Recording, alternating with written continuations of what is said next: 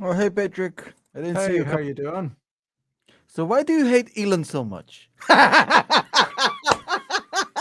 You know, people got so angry about that video, and in all honesty, I just thought it was funny. Because you know the thing, I get all of these. Like a few weeks ago, I did a video. What was it about again?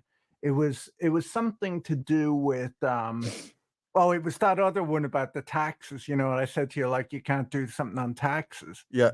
And so I had a video where I kind of said, Elon Musk, he starts up all of these companies, So I get 10,000 emails of people saying, Elon didn't found anything, he turned up afterwards, So then I thought it was funny. I was like, what I'll do is I'll make The all these founder of the outrageous shampoo, claims.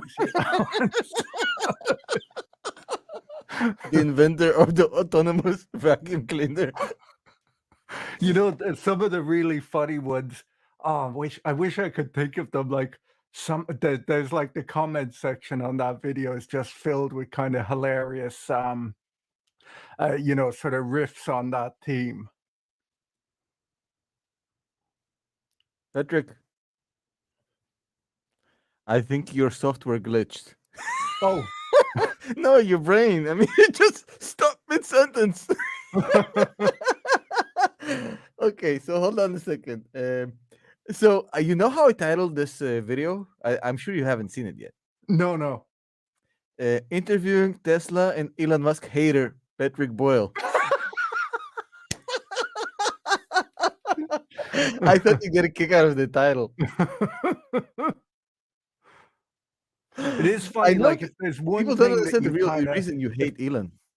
if there's one takeaway from it, it's like, when people say that Twitter is a cesspool, you say something negative about Elon, you suddenly see the cesspool, you got like 10,000 people tweeting at you. Wow. Someone says Tom looks faded. My guy, you spent 3 days with kids in a fucking trailer. Let's see how you do. So I went. Look. So here's the crazy part. So we went on a 2 day camper kind of thing, just Yeah. for the experience. It was us and another couple, and both of us and our kids have never done this trailer thing ever, ever, ever. Yeah. And it's not what we thought it would be. I'll tell you, whenever I see people, they're like, oh, it's amazing going camping. I'm like, I just like having a toilet and No, a shower on holidays, bro. All I'm gonna say is that imagine. I mean, I didn't consider the fact that there's no sewage, and yeah, that's all I'm gonna say about it. I'm not gonna elaborate any further. So yes, I look faded. Probably the reason I spent 2 days trying to shower standing on a toilet seat from something that dribbles over my head as if like a little gnome Yeah. inside with a straw trying to shower me. Yeah, I mean, if you think about it, our whole human history has been trying to get away from that, and it's not a holiday to return Yeah. to. So I think it's safe to say we will not be returning to this experience. I said to my buddy, the one we were doing the vacation with, I was like, "This feels a lot like the dentist. I pay a lot of money to suffer." Did the kids have fun or no? Yeah, they loved it. They Yeah. absolutely loved it. So when we were there, so the lady who rented out the campers to us, she's like, "Do you want like a last minute deal to just get it for another day?" And like we were all said like, "No, no, no, no." We didn't even ask the price. Like, We'll pay you extra if we can check out right now. so my youngest son, who's kind of more entrepreneurial, and he's 4, while we were driving home, he was like, "How much money did we make of this?" I said, "What do you mean? How much did they pay us?" So he thought we are getting paid to be there. Yeah. Well, now, did you? I think I saw some of your holiday photos online. Like, was that you brought your pickup truck with your grandfather in the cage in the back, right? You saw the cage, right? Yeah. It's court ordered. He cannot be outside without the cage. He has to be muzzled inside the cage. Otherwise, Yeah. it's basically breach of fiduciary duty. Yeah, you've moved towards plastic vodka bottles as well, I see. Anyways, so let's get it serious a little bit here. I want to give a few shout outs before we go through why you're such a hater and a piece of shit. I'm just kidding. We have Daniel here. He wants to pay you to hang out with you on your OnlyFans. Um, he's actually one of my members. He's a smart guy. But what do you have to Annie's do, here. Tom? What do you have to do? Exactly. Rich is here as well. We have the guy from the Backstreet Boys, Nick Carter, is here. Is that Grandpa? No, Luluminator is here. So all the OGs are here. Let's get this started. So, while I have you here, and now we're done with the why I look the way I look. So basically, okay, I'll tell you one more story before I go. So when you're no, I'm not gonna do this. No, you Maybe have later. You can't do that. Okay. So we went on this. Part of our experience was we went on this. We rented these 4x4s, the crazy ones, with the ones that look like the Razor ones. You know what I'm talking about? Oh, the Tesla truck thing. Yeah, I've seen it. The Cyber truck. It's anyways. So a lot of people don't know this, but Elon Musk actually invaded those things, the Razors, and among other things, and and the flywheel fishing. So, anyways, so that was a lot of fun. But hey, let's go back on subject. So you made a hilarious video. I absolutely loved it. I don't think that a lot of people understand that there was a certain element of humorism to this, because whenever you tackle these topics, you're bound to. I mean, how much hate did you get for this video? Oh, it's hilarious. Like but it's always the same comments. It's like, you should take this video down, unsubscribed. And it's like, oh no. It's kind of, I don't know. Like it's very interesting. Like if you made like a video about Jeff Bezos or something like that and poked a bit of fun at him, like, which I have every time I talk about Jeff Bezos, I put that photo of him up eating a lizard, because to me, that's the only photo that should ever be used of Jeff Bezos. But no one gets upset. But there's it seems the EV people, they don't like, because the only other time I got in trouble like that was, I don't even remember the name of the company, but it was one of those EV companies. I can't even remember the name of it. Lordstown. Yeah, I think it was Lordstown. Yeah, and people went nuts, So, again, I mean, I love Elon Musk. You obviously hate him because he has hair and you don't. I think we can settle this. In all honesty, I'm trying to get Elon to tell me where he bought that wig, because it's a very good one. So Andre is saying two funniest people on finance YouTube. So I gotta be honest with you. Whenever I watch this video, and people watch it for finance, and I was like, I was just basically saying, oh fuck, this is such a good joke. Why didn't I think about it? Why didn't like the whole Elon the inventor kind of gag that you kept on running with it? I look at it like an animator looks at animation. You know what I mean? I look the brilliance of the joke. So let's talk serious here for a second. So the premise of your video, when you get to the serious part of it, and I understand the jokes was a brilliant way to segue into the actual boring stuff. So you think? So before I ask, so you think he cannot afford? It's not that. I think it's just a bad deal. First, I think the whole thing is goofy. Like, I think, in all honesty, I mean, let me rephrase the I kind question. of feel that You think he cannot afford it without selling significant amount of Tesla stock? Well, if you look at, the financing package came out the other day. What was it? Yesterday, Came out yesterday, right? Yesterday. And yes. in the financing package, I think there's. Can you explain what is the financing package for the 600 people in the chat right now? So one of the things, and one of the main reasons that, if you think about it, normally when a merger or a buyout is announced, the price of the stock pops to pretty close to the price of the deal. And a lot of that, it doesn't go, we'll say if we'll go with round numbers, we'll say if the deal was offered $100 a share, you'd expect the shares to jump to maybe like $98, $99 a share. Now, the reason they don't go to $100 a share is there's kind of two reasons. One is just the time value of money, that, you know, $1 in 6 months' time isn't the same as $1 today. The other reason is deal break risk, right? Like, because there's Yep. always a chance that the deal doesn't go through. Mhm. And so when you see, it's kind of a funny thing, when this deal was announced, like when he bought his 10%, the shares popped. Then when he said he was going to buy the whole company, it fell about 2%, you know, which never happens. And it's just that the market kind of views this as a bit of a prank, you know?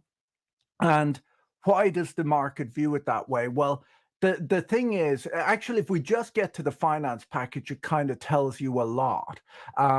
So there's sort of three parts to the financing package that he submitted yesterday.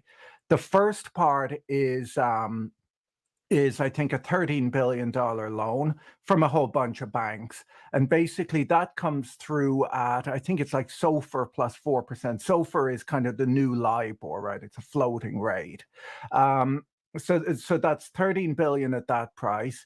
And that would be lent to Twitter, okay? The second part is 12 and a half being lent directly to Elon.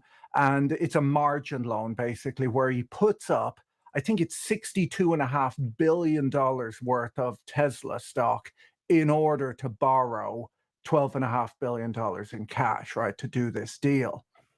And then we finally got that he basically, the third part of the package is that Elon wrote a letter to Elon saying that he would put up, I think, 21 billion, okay?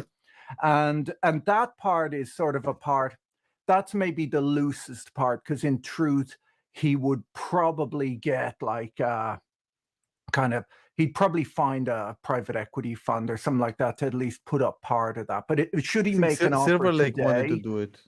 Silver Lake might do it.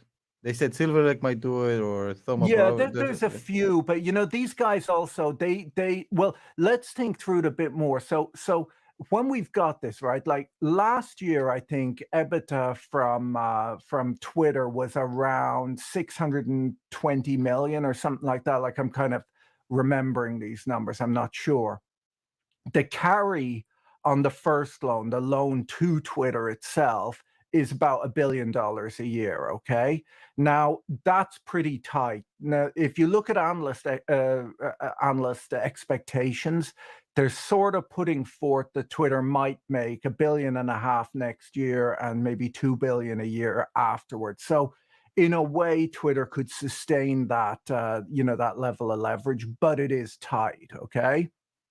And it gets tighter when you look at what Elon is saying, where he wants to reduce advertising on Twitter and things like that. So if at the moment they're making 620 million and he reduces advertising and it has $1 billion of carry, it's getting a bit tight. Then he's got this margin loan. And if you think about it, like a lot of people kind of go, oh, well, what's he worth? 260 billion or something like that. They go, oh, he can float this. But the thing is that no one's going to lend you like $1 for $1's worth of stock, and in particular, a very volatile stock, Yeah. like Tesla, right? So he has to put up, I think, 62.5 in order to get 12.5, right? Now, the problem with that is that if the price of Tesla falls by much, and I forget, I kind of have an audio podcast that I put this up on yesterday. I had the exact calculation, but I forget. It's around, we'll say like $55. Wait, what is Tesla trading at right now? Sorry. 1,000? Okay, so if it falls to, sorry, I have to look up the price. Actually, the funny thing in my video comments yesterday, all of these people go, he's definitely short Tesla, and it's like, don't even know the stock price. But anyhow, let's look at this. So I believe they don't know you have an advocacy against shorting stock as a rule. Yeah, no, it makes no sense. But yeah, I think if it falls to, I forget, I put the number in my podcast, but it's like 530 a share or something like that. he would get a margin call. And at that point, either the banks would start dumping his Tesla stock, or he would have to come up with cash. And he'd be having to come up with cash at a time that, you know, his assets are falling in value, which is a bit tough. And so the real question is, like, why would he want to do this deal? Because everyone, if you look at a lot of like people talking about this deal, they're like, well, he definitely wants to do it, so he'll get it done. And it's like, firstly, does he really want to get it done, or is this a bit of an elaborate prank? You know, because what do you get out of this? You get like a, you know, the truth is, like, the overall cost of Twitter, he could build his own social media company, you know, for significantly less. It's a website, right? It makes no sense. If you think about it, he owns 10% already. They'd give him a seat on the board. They'd listen to what he has to say. If he wants them to put all of his tweets in a bold print, or to make the homepage of Tesla the Elon Musk tweet feed, he could talk them into it at this point, right? He doesn't need to buy it. But do you think that? I mean, I think, like, I can push back here a little bit, in the sense that building a brand new platform you'd have to create network effects of massive Yeah. scale. It's gonna Yeah, take but years and the thing years. is, you're really paying up for this, and you're putting your other core businesses at risk. And even, you know, like, if you're a Tesla stockholder, you don't want this, right? Because if he pledges a bunch of his stock, right, and it falls to the kind of level that it was at a year ago, suddenly he is possibly dumping stock in order to be able to stay in this position. It puts Tesla at risk, and it doesn't make sense. Like, why would you want to put your position in Tesla at risk to own a website like that makes 600 and something million a year?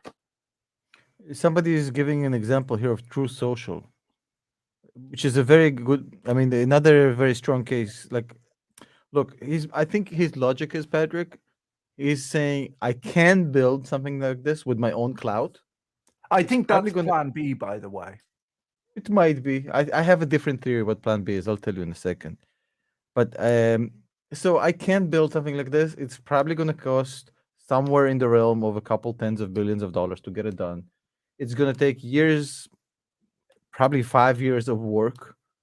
And he's like, he's like a kid. I want it now. But the changes He he wants it wants, now. like, he's not really going to sit there and sort of write the code at Twitter, right? The He doesn't need changes to. that he wants, he could get just through negotiation. Like, they will listen to him. No, but clearly no. Look at what happened with the board seat. No, Like, I he think was offered a board seat and he walked away Wait, from wait, it. He was under which offered. conditions? Like, look, you know this for a fact. Like, when you get an offer, it doesn't always, like, depends on, like, sometimes you offer somebody some, like, look, the strings that came with that offer was really strange, to be honest. Like, they, I'm not even talking about the background check, but, like, the fact, like, they said, okay, so you will give you a seat on the board, but you can't go above 15%. It means, like, if they fear him, in a sense. Yes and no. Like, even, you know, the other thing that's worth saying, because everyone, I don't know, there's a few people kind of saying that it's in breach of their fiduciary duty to shareholders. That's just not true. Like, that's inaccurate. You know, they're not breaching their fiduciary duty, and in fact, they could make a decent argument that they're defending shareholders, because the way he bought his 10% stake, you know, he was supposed to disclose at 5%, and he basically waited an extra day, or Yeah, 10 days, more sorry. more than you. And We talked yeah, about and this offline. You gave me the basically idea. saved himself about 150 million, 170. Yeah. costing shareholders 150 million. So to say to a guy who's done that, like, which is against the law, that we're going to kind of ask you to slow down on your purchases or whatever, it's not so mad. Because if you look at even why, like, a lot of this takeover law exists, you know, a lot of it is that, you know, this stuff all came in the 1980s due to kind of corporate raider type stuff. And the kind of thing that, because poison pills, firstly, are largely considered bad corporate governance, right? No one really likes them. And when you look at it, it seems unfair. And you might ask, well, how did this get through the courts? Because it's, of course, been litigated, 30, 40 years ago.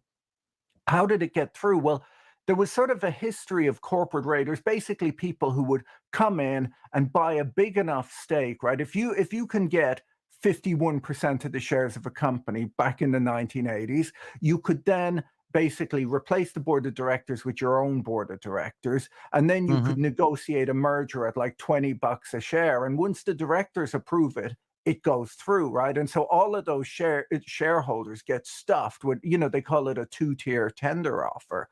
And the reason poison pills are allowed by the law is to prevent things like that.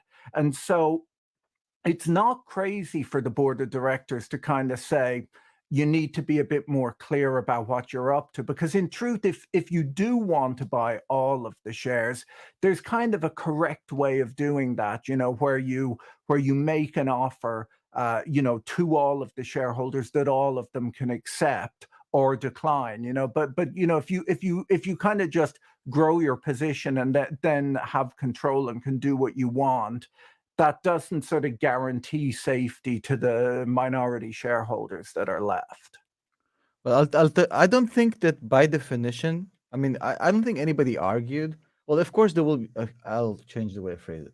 There will be some people who would argue that the board should automatically accept an offer that's significantly higher than the current trading price of the stock, which is obviously, I think most intelligent people don't say that. Yeah. That's not the definition of fiduciary duty. Fiduciary duty has to look at what's in the best interest of the company, right? Yeah. And that's a very fluid definition. I mean, it's a very fluid definition, and Well, it's even reasonable. Like the fact that they sort of hit a pause button by putting this poison pill in, it might give them a week or two to try and scare up an additional bidder, and that's reasonable to do. Like I'll tell that's you in a good second for why the I think there's not going to be shareholders. any more bidders. Well, it But doesn't look. That's the other thing yeah. is that basically the fact that the price hasn't popped, it really means people don't believe this deal will be done. Not about. And it's I think the almost, problem isn't the deal, Patrick. So the problem is the company is shit, and nobody in his right mind would want to buy it. well, that's the whole issue. And actually, it's worth pointing out that just in general, like I did a study years ago on M&A. I wrote a book on M&A and had to do a bunch of analysis on it. And one of the things is, I love how you say it. So I wrote a book, so I had to do a bunch of analysis. yeah, they make you work. Yeah, on they make it, you do it if you write a book. so, but when you, what was I talking about there? While you think, I'll just say thank you for John Sullivan for the $10 vodka donation. I really appreciate it. And Patrick, that's 30 seconds of Grandpa's needs. We'll do $5 me, $5 for Patrick for a comb. which was, by the way, incidentally invented by Elon Musk. Elon Musk invented the comb, and someone pointed out in the comment section of my video, and I didn't even know this, he was the first man to drink cow's milk, which I didn't know. Okay, so so I'll tell you what I think. So when I obviously, I have a legal background. I also was a veterinarian, a bus driver, electric operator, and a paratrooper. So in my many background, I'm just kidding, but I do have legal background, so I understand fiduciary duty. Well, I look at this and I think that they are in breach of their fiduciary duty, but not because of objectively just the price. So I would say at least that there's a case to be made that they should take the offer, and I'll explain why. So basically, if you look at this, and Jack Dorsey agrees with this position as well, and he's been publicly open about this. He tweeted, I don't know if you know this, I'm sure you've seen it. He tweeted basically that the board was essentially dysfunctional throughout his tenure before he decided to leave. So, anyways, so I look at one thing. I look at the board, and the board is basically the guys who are running the company now, with Jack leaving, and for a while he's basically been, an absentee. Well, the board CEO. don't really run a company. The board represents shareholders, but management run a company, right? That's true, but in this situation, when you have a very absent. Like Jack's tenure was very. I guess he grew tired of it, and he basically didn't give a fuck for a while. And now they have a new CEO. Which, when you have a new CEO, there's always this power struggle between who calls the real shots. Is this the chairman or the CEO? And in the sense, you have this very institutionally dominated stock where a lot of them kind of defer to the board. So I think in Twitter's case, the board of directors has to do more with how the company is being managed than a company like Tesla, for example, where there's like higher retail participation and more dominant CEO. So, but that's just my kind of 2 cents about it. But I look at it from one perspective. I look at it and I say, okay, so uh, Twitter has been around for 8 years, right? So It's in longer than that, isn't it? 2013 they went public, Oh, I think. public, but they've been around since what, like probably 08, 09? Okay. So since they went public, they did, based on this chart, like what, 16% in Mm, 8 years. So in the same 8 years that they've been public, uh, you can pull up the chart for Facebook, which has very similar date when I think they went public 1 year before. yeah. And if you go max, they did 382%. And Facebook is trash. The way Facebook is kind of, everybody jokes about how Facebook is flat for this. Like they can't. I'm not even talking about companies like Google and like so 16% in 8 years seems to me like they haven't figured it out. So this is a company that has a lot of reach. They don't have any competitors.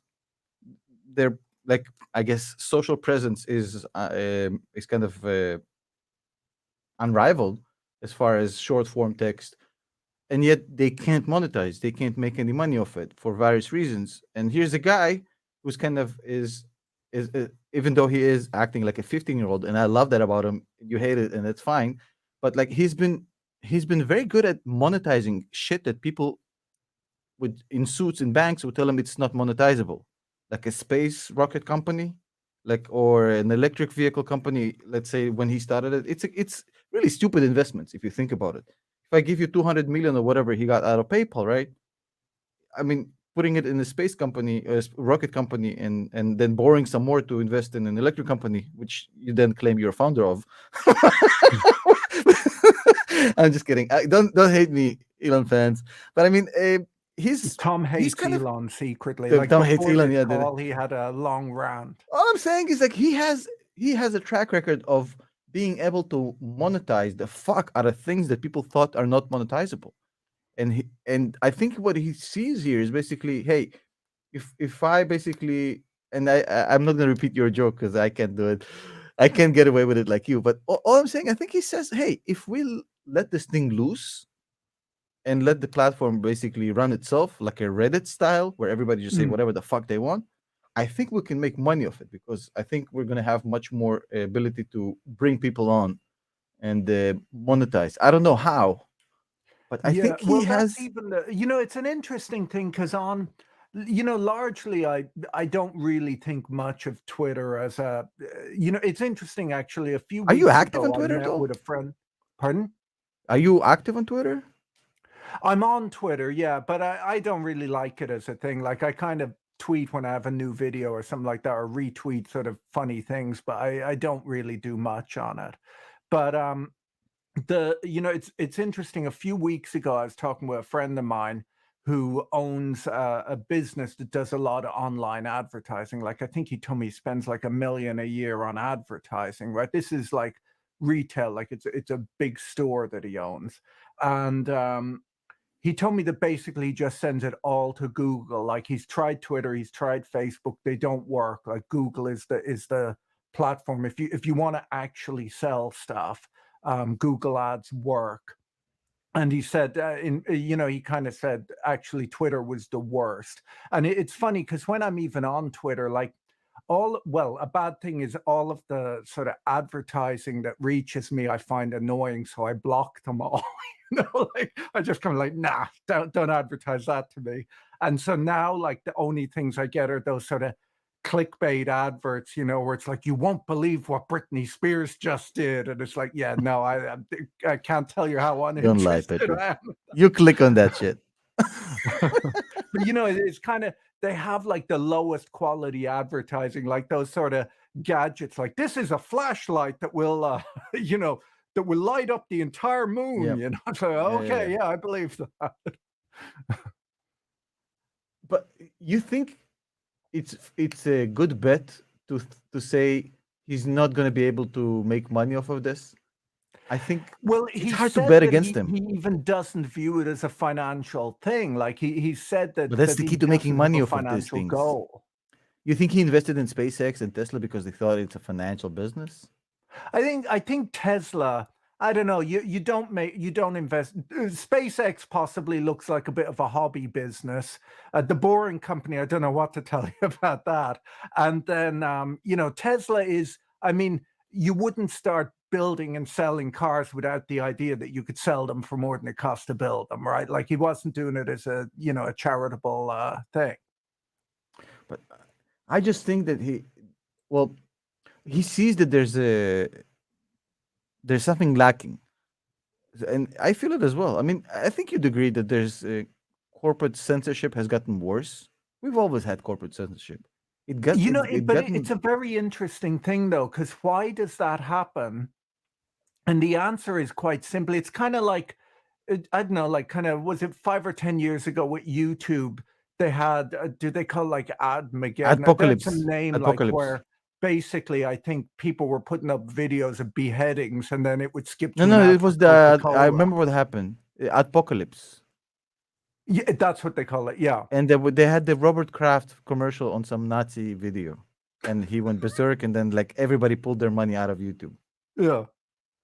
Yeah. And so when you think about it, like almost free speech combined with advertising content is always a struggle, right? Like, because even on YouTube, like if they'll let you put up controversial stuff, but you will be demonetized, Yeah. and that of course that disincentivizes you to put up this content, so it's kind of it's basically I'm not sure that social media even can be like, there's this sort of concept of the town square. I'm not sure that it can be like, unless it becomes like a charitable organization, like a Wikipedia type thing, like where it's just sort of there to be used and not being monetized. But as soon as you charge for advertising, the advertisers get to say what their ad gets placed next to, right? So you think that his offer to buy Twitter is just out of boredom, and he doesn't really want to do it? I don't. I think if he did it, it would be a mistake. Like, I think he would just be burning his money. I think he would probably be wasting his time he's also like, even if we skip by the fact that he has 10% of the company, which is very meaningful. Not in He's the also company one of where the you have like top 10 80% followed people institutionals. on the platform. Like, why, like if he stepped away from even tweeting, like not stepped away from his investment, but if he stopped tweeting, it would be destructive to the company. Like they have to listen to him, like they can't not. It wouldn't make sense. But if that's the case, look, here's my problem. I made a video about this, and I said in any other company, a 20% stake is basically you own it. You get to call all the shots. A public company, yeah. Not in a company like Twitter. So, and Jack Dorsey alluded to it in his tweets. Everybody's being held hostage by this board because the pension funds and the mutual funds, they don't give a fuck, and they just defer to the board, and then they're in this prison. People who own no shares of the company are basically making the decisions for the ones that actually have a financial interest in it. I still think they can do that, because if you look at many companies, like, well, actually, there's even a few interesting things. Like, if many companies have boards who are just paid to be board members and they do their job, which is to represent the shareholders and make sure that management are not abusing their position. Like, that's the job of the board. They don't run the company. Basically, management have to answer to them, and they represent the shareholders. That's what they do. Now, and a Wait, lot of other is this how companies. you define the board? Just as a supervisor? Yes, that's all they do. Like they do Wait, not. They only meet you 4 would not times agree a with me year that at the most board is companies. responsible for determining the strategy on behalf of the No, shareholders? no, no, they have to consider it, right? So, for example, when an offer like this comes in, the board will have to listen to what Elon Musk has to say. And by the way, until he sort of really firms up the deal, which he might do in the next few weeks, I think he shouldn't, but he might. Um, then they have to seriously consider that, but they also have to seriously consider what management say. And if management say, look, we've got this amazing turnaround strategy, it's going to be great, this will happen, that'll happen, and they essentially have to say which of these things will be best for the shareholders. Like, does $54.20 work, or does a really good turnaround plan turn it into $100 stock? And if they think that the turnaround plan is good enough, they are required to go with that. And if they think it's not good enough, they have to pick the buyout offer. But that's kind of their role, is just to represent the interests of all shareholders. But isn't the interest of the shareholder for the management to do their job and find a way to monetize the fucking platform? Well, yes, but If there's I'm a not. shareholder of Twitter from 2013, I'm fucking pissed. But there's a lot of companies that are sideways since then. If you look at, With it's this amount really of only. presence, with this amount of like they're a staple when you say Facebook, Instagram, Twitter. Like they're a staple. They're so heavy, like, and yet they're so underperformed. Like it's not a shit platform. You know what I mean, Patrick? It's very. It's a very interesting thing though, because it's not even obvious to me. I find it funny because I know why you'd be on Twitter if you had like a thing to promote or whatever, but it's not really that obvious to me, like why a regular person would want to be on Twitter. Like, why do you want to, you look at the average Twitter account and it's sort of someone with, I bet the average Twitter account probably has less than 25 followers, right? What, you're shouting into the void. There's no point to this. Like But it's most people are it's not a really tweeting. They're just reading. Like you get on Twitter, you see what's going on. It's like Reddit, but with like shorter content. You get on there in 5 minutes, you know exactly if something happened, if Will Smith slapped somebody, if Donald Trump said something. It's like so within 5 minutes, you see the trending tab, you see exactly what's going on, blah blah boom boom boom boom. 10 minutes, you're out, you know exactly what's going on right now in your sphere of interest. So yeah. that kind of so they don't really tweet. But here's my problem, Patrick, and I've said this to Justin when we had our debate on our show. Uh, Basically, when YouTube censors creators because of financial reasons, such as demonetizing or even deplatforming, because they're fearful from an apocalypse, nobody says nothing about it. You notice how hasn't been like a social movement against YouTube censoring because they're saying, "Hey, it's advertisers. We can't afford you guys to say stupid shit." So that's it. When Twitter does it, it's like you guys are not making money anyways. So it's Well, not like that's the thing, is that YouTube pay people to be on the platform while you're not paid to be on Twitter. So you could be like the biggest person on the platform. You don't make any money, but why do you even care? Like it's just sort no, of. but this is not the question. The question is, why are they? So you have to. So the question for me is like, why is Twitter so proactive or paternalistic or activist in the way they moderate content if they don't have like nobody advertises on fucking Twitter, bro. You can see by the financials. So why then?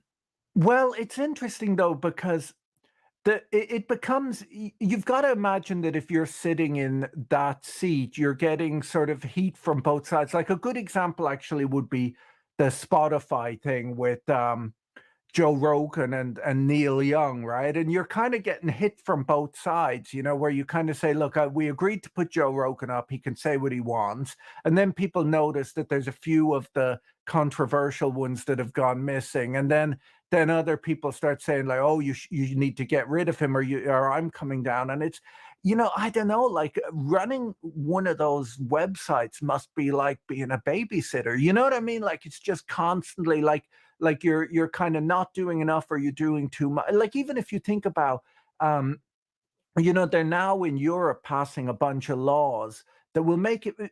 The whole beauty of these digital businesses, and the reason they do so well in a way, is that you can hire like 100 people and put out this scalable thing where someone else makes the content and you monetize it and it seems great, but it becomes a disaster if you have to moderate it. Like the reason Facebook is sort of such a dumpster fire Yep. is that they don't want to moderate this stuff because it's expensive, and frankly just there's a fire hose of data coming onto the website daily, and so it's close to impossible.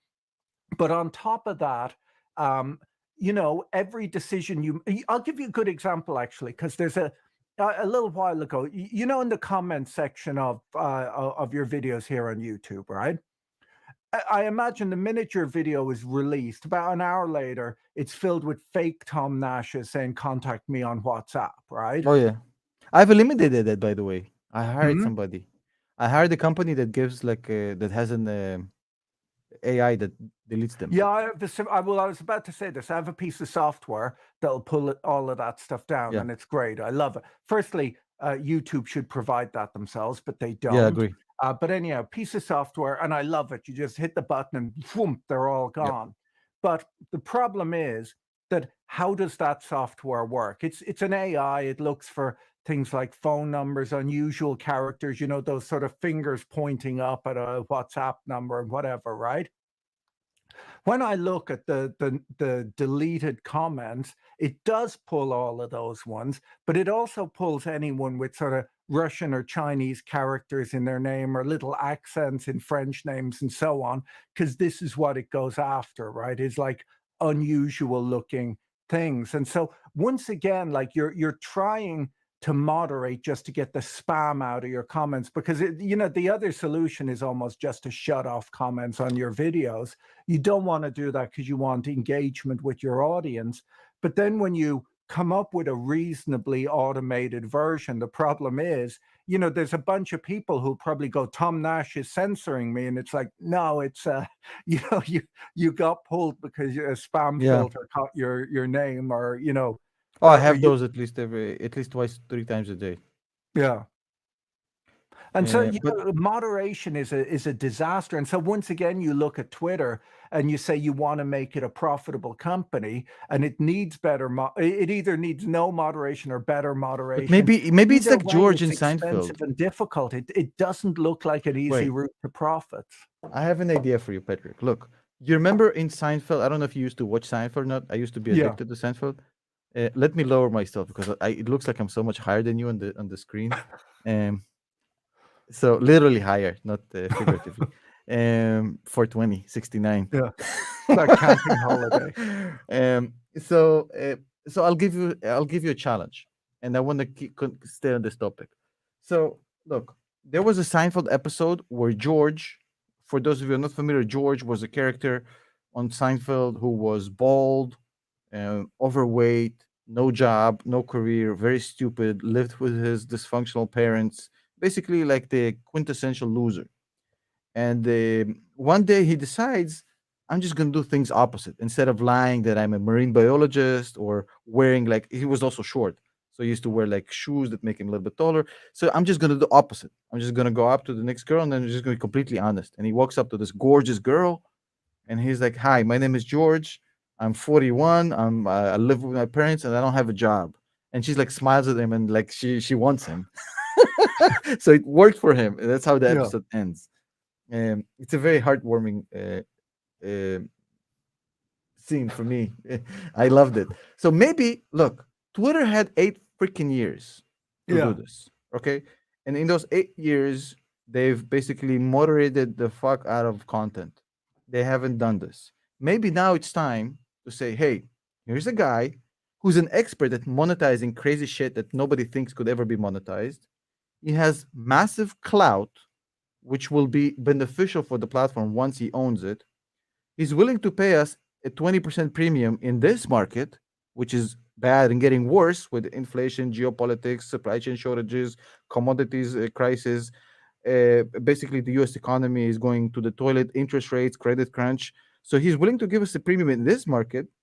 And he's also basically committing 20% of roughly under 20% of his entire net worth for this company, which means he really gives a shit about it.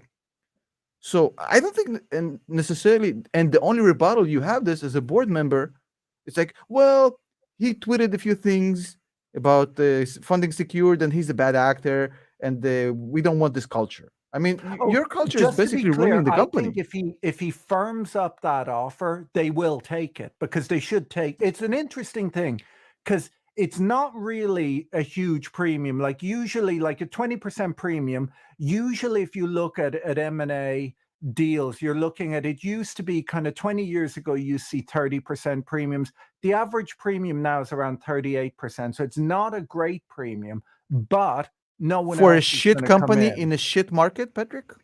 No. I just to be clear, I don't think like the, so normally if someone came in and made an offer with a bad premium, like if you take a reasonably hot stock, right, and someone comes in and says we'll pay a 20% premium, usually the stock would pop to above that price, right? So he was 54.20. You'd maybe expect the stock to pop to 55, $56 a share. And that's because maybe even like 60, because a lot of people would think that someone else will come in and offer It's going to be a bidding $69 war, basically. a share. You expect it when you And expect a bidding war.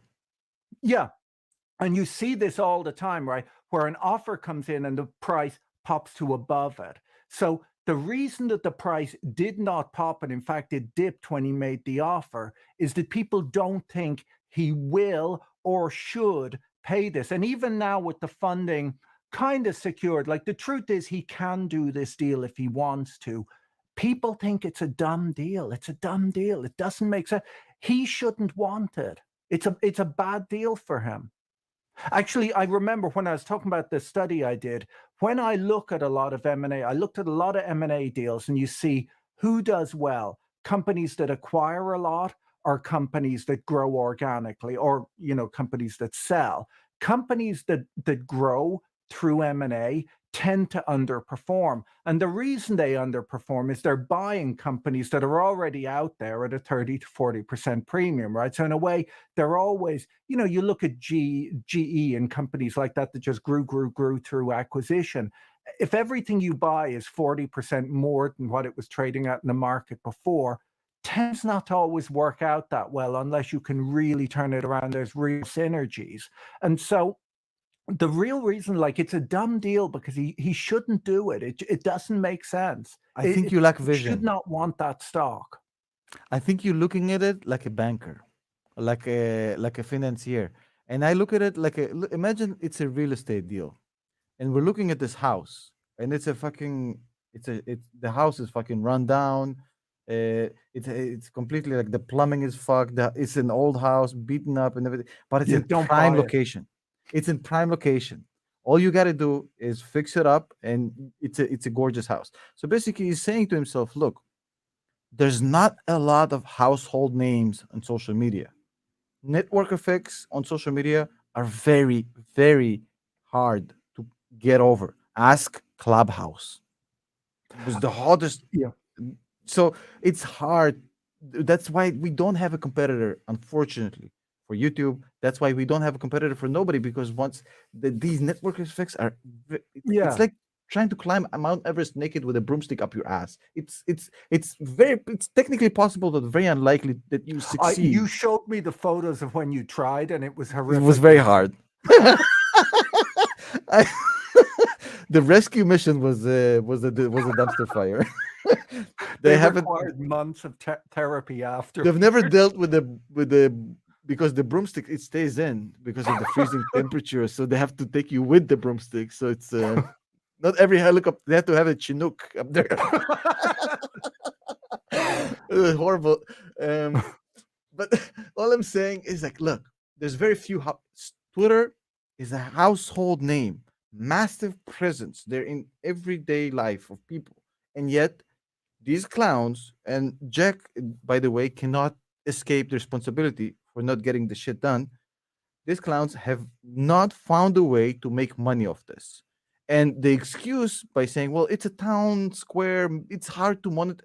Well, if it was easy, motherfucker, everybody could do it. I mean, you have to But find this a is way. even the problem with a lot of social media. Like if you look at what Facebook paid for WhatsApp, and WhatsApp is unmonetizable, and then they tried to force through that change, where people had to accept a new version of WhatsApp, and everyone's like, no, we're not taking it. Like it's ad free, and you're not looking at my messages, and it's like, that is worth zero. In fact, it should have a negative price because you have to pay to maintain it. Like, but people seem to, I don't know. There's a lot of the Silicon Valley stuff that makes no sense. But look, traffic makes sense. WhatsApp is a peer-to-peer software. I never understood how it will be but Twitter is a public, massively Yeah. public exposed platform. So I would argue that look, every huge business came from solving a problem, solving a need. So we are going as a society towards a more constructive. And again, as a Russian, I still can tell you we're 100 million, 1,000 gazillion times better than Russia before the invasion. I'm not even talking about now. So just Russia pre Ukraine, forget about it. So we're still better off, but we're slowly, the cone is closing and it's getting more and more restrictive what you can say, how you can say it. And people have kind of lost track of the fact that, freedom of speech is designed to allow people to say things that annoy you. It's not freedom of speech if they say things you agree with. So he's basically saying, hey, if I solve this problem, if I create a counter trend to counter the Mm. existing trend of all social media, this is worth money. Now, I'm sure he doesn't even know exactly how, but it's like we'll figure it out once we give people a solution. And Well, I there's think he has a even there's point. interesting problems. Like one of the things I've always thought is deeply flawed with Twitter, and I don't think you could necessarily fix it, is just the fact that it's sort of anonymous names and anonymous photographs, right? And if ever someone is like really rude to you on Twitter, it's never a person who's put up their name and their photo and their LinkedIn page. It's always like some crappy photo and a rude name. Like it's By the way, he never. alluded to this, what you're saying. He said we're going to verify everybody. He said that's going to Well, be his actually, plan. a funny thing, like Twitter, many years ago, I remember Twitter. It used to be that only sort of journalists or whatever were verified. And back, I feel in around 2012 or so, they opened it up that everyone could be verified. And I remember at the time, like you look at it and I had like my own photo and my own name up on Twitter. And I thought, well, I can be verified. And then it's sort of like, so all you have to do is take a photo of your driver's license and send it in to us. And I was like, I don't trust these guys. Like, it's kind of like Mark Zuckerberg or whatever. Like, I'm not sending you my driver's license. So Uh, I think that I have less of a financial view of this. So I'll tell you something, Patrick. So in any other big company, you would if as you mentioned, you have a 20% premium offer for like blue chip, massive blue chip company, you would see interest, at least interest. Not saying that you see other oh, offers. they are. Just to be clear, Tom, I think that with the financing security, like at the end of my video, I think the people who didn't like the video stopped out early, right? At the end of my video, I explained that if he sent like a tender offer in, basically saying to all shareholders, I'll buy at this price and here's my financing, the shareholders can either agree or disagree. If a majority of them agree, then basically he still can't buy because of the poison pill, but it would go to the board of directors and they'd say, look, 75% of shareholders said they want this deal. What are you going to do? And they'd say, we'll take down the poison pill. You can get this deal done. But, so I think they would let the deal be done. The block is basically just to make sure that it's done in an orderly manner. And that's very reasonable. Like it wouldn't make sense. So Like it's why is he chaotic like, if this is your otherwise. theory, what if Elon, so in based on your logic, why is he waiting if he has funding secure? Why would he wait with a tender offer and buy? And why would he not just bypass and just go Um, straight up? Oh no! Well, you can't plow through the poison pill, right? So basically, No, there's you said earlier, if I understand you correctly, so he can go, he can create a tender. If he gets votes, then the board will have to raise the and cancel shareholders' rights resolutions. well, Cancel. that's the whole purpose of it, right? So basically, he's able to make an offer and get the shareholders to vote on it. That sort of a hostile takeover offer works that way. And if a majority of the shareholders said yes, now he still couldn't buy, but the board of directors would have to then decide based upon that. And odds are, if there was a majority that said we want to sell at 54.20, they would go ahead with it, but it would be done in an orderly manner. It wouldn't So can be, you he's speculate not why he able to hasn't done pick it yet? them up like share by share. He would have to make an offer that gets either accepted by most shareholders or declined by most shareholders. So I'll ask you a question and I'll tell you my theory. Yeah. So the question is, if everything points to the answer that a direct tender would alleviate all of this and would allow him to put more pressure and leverage on the board to get this deal done at $54, why is he not doing that? So Well, he might do it. There's a few reasons. One is my theory that he probably is sort of still questioning this. Another thing I'll point out that I didn't sort of emphasize enough is that when we've got those two loans, both the margin loan for Elon and the loan that goes to Twitter itself, they're both floating rate loans at about 4 or 5 above SOFR. I think his one might be 3 over SOFR and the other one is 4 over SOFR. SOFR's a floating rate. In a rising interest rate environment, the cost of that debt could explode upwards, right? And so once again, he does have financing, but it's not the kind of financing that I would want to use. Like I wouldn't be excited if I was him by this. Now, why might he be waiting? One reason is that if he does intend on going ahead with it, there's a very good chance that for the next, I forget, didn't he say there's like 10 days or something like that before he makes his decision? There's a good chance that he's meeting every big private equity fund out there and basically saying, what kind of deal can you give me that takes up some of this 21 yards that I have to put in myself? Because he probably doesn't want to put that in himself. He's probably happy to put, he's already somebody spent a else's certain money. amount. I think the real reason is he's probably trying to get better financing, because once you make that offer, it becomes binding, right? Mm-hmm. So that's actually, I haven't considered this. This sounds logical. So he's basically trying to improve his own situation before he commits. Better financing mix. That's one theory, but the other is that Mhm. maybe this is an elaborate prank and he walks away. And I Well, that's always an option with Elon. lean that way. Well, that's always, it's like always like a default option with everything that he does. Yeah. But I have a different theory. I have a theory that I don't know for a fact that what he might be doing, he might be keeping the share price at the range where he can buy enough of it to get to that 20%, which I told you earlier, to get more control over what's going on. Well, he can't touch 20, right? He can get N- 215. He can get, let's say, uh, they enacted on 20 or 50? I think they said 15, right? 15, I think, yeah. So once he gets 20 and everybody buys, so he goes back to 10. sub 15. Yeah. No, I think 14.8 if everybody buys. I If think the everybody, deal is kind of like 2 shares for 1. So you're basically you're diluting him by half. Like he's not going to do that. yeah. So the question is, um, if right now, if he wanted to bypass the poison pill, by just getting to 51% at a very expensive rate.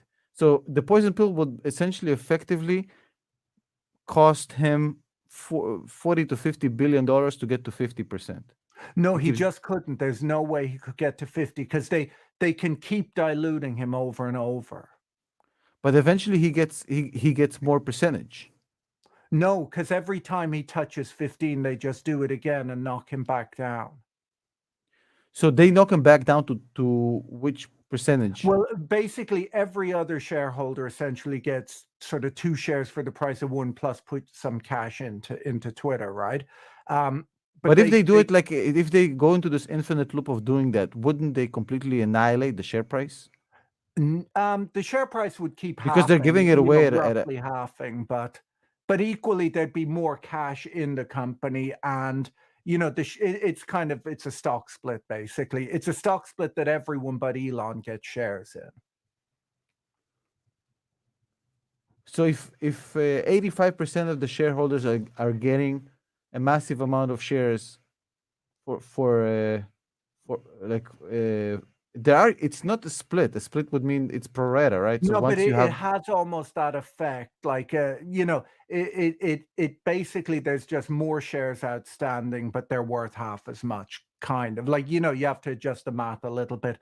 But basically what happens is Elon's excess basically goes to the other shareholders. So they'll always do it. Like the money, if you touch or go above 15%, you're basically just donating half of your money to the other shareholders, and they will take it.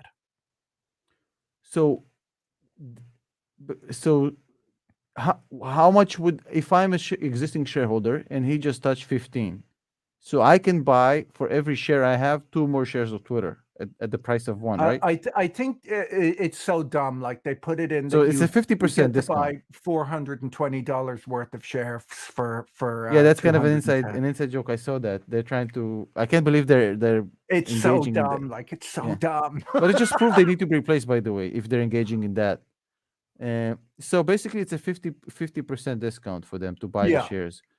So okay, so if I'm a shareholder right now and I'm buying shares at 50% discount, I'm gonna start dumping shares in the free market because I'm just buying for half.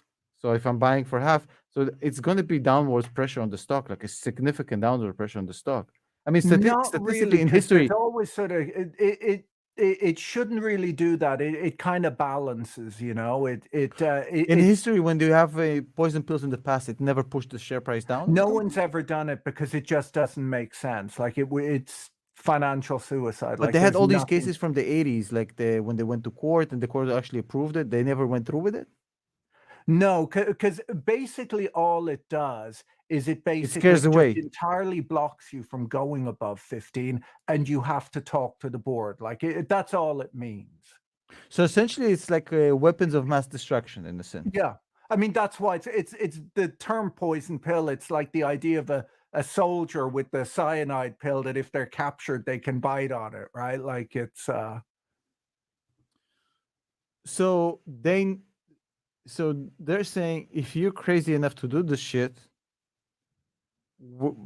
then essentially, if he wants to, like, you have to have somebody who's completely irrational. But then if he actually goes through with it, the share price is going to go to $25 because everybody's right. going to be buying at half. The thing is that his loss is the other shareholders' gain, So the shareholders, the other shareholders won't mind. It's the corporate raider who gets stung.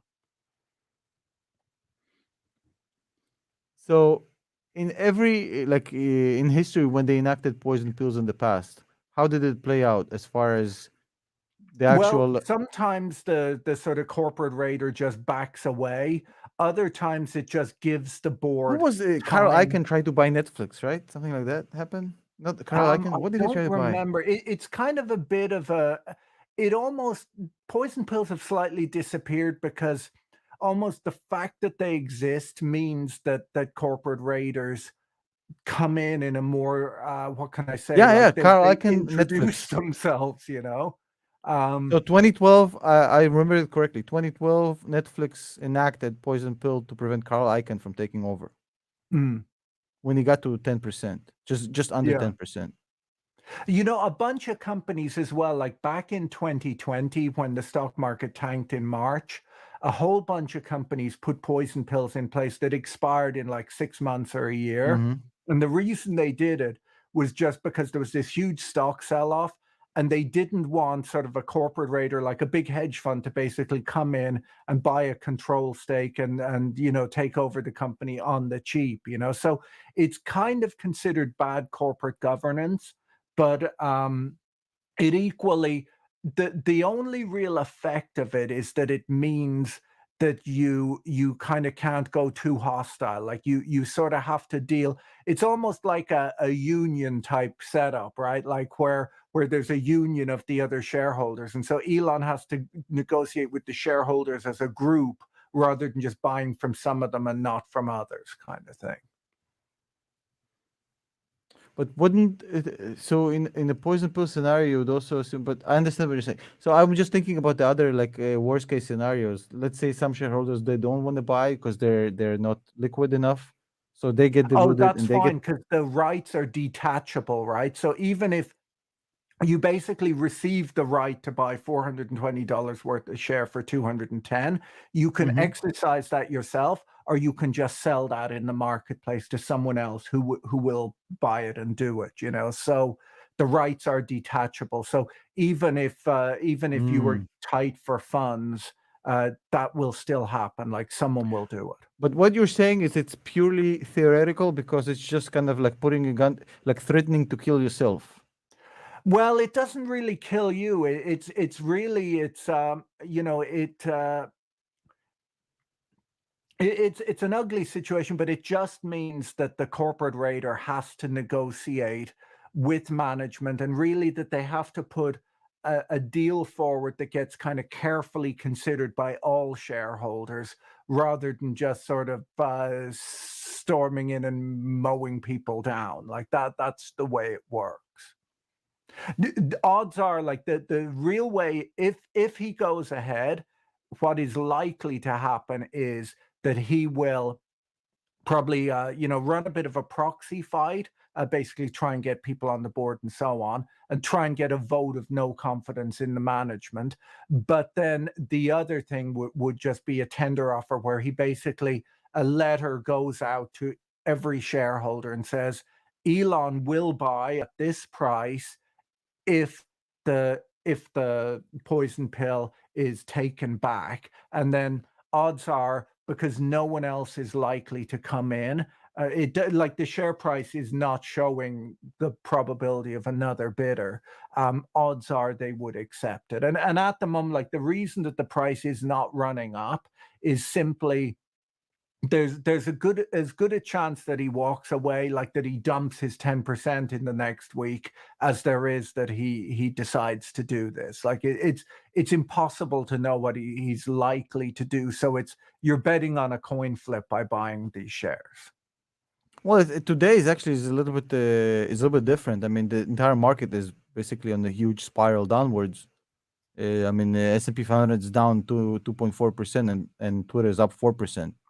Yeah, I mean, it's That's better because of the because funding, right? he sort of is showing he's serious, right? Like, this is You're talking the about the funding, basically the funding secured yeah, thing. like, if you think about it, his initial approach to Twitter, I kind of, in my audio podcast, I kind of described it as like if you drove through a neighborhood and you saw some guy out mowing his lawn and you shouted out the window, I'll buy your house for this price. And it's kind of like, he's not going to take that seriously. While if you turn up with like a letter and a mortgage, and you say, look, I know your house isn't for sale, but I'll pay you more than fair value for it.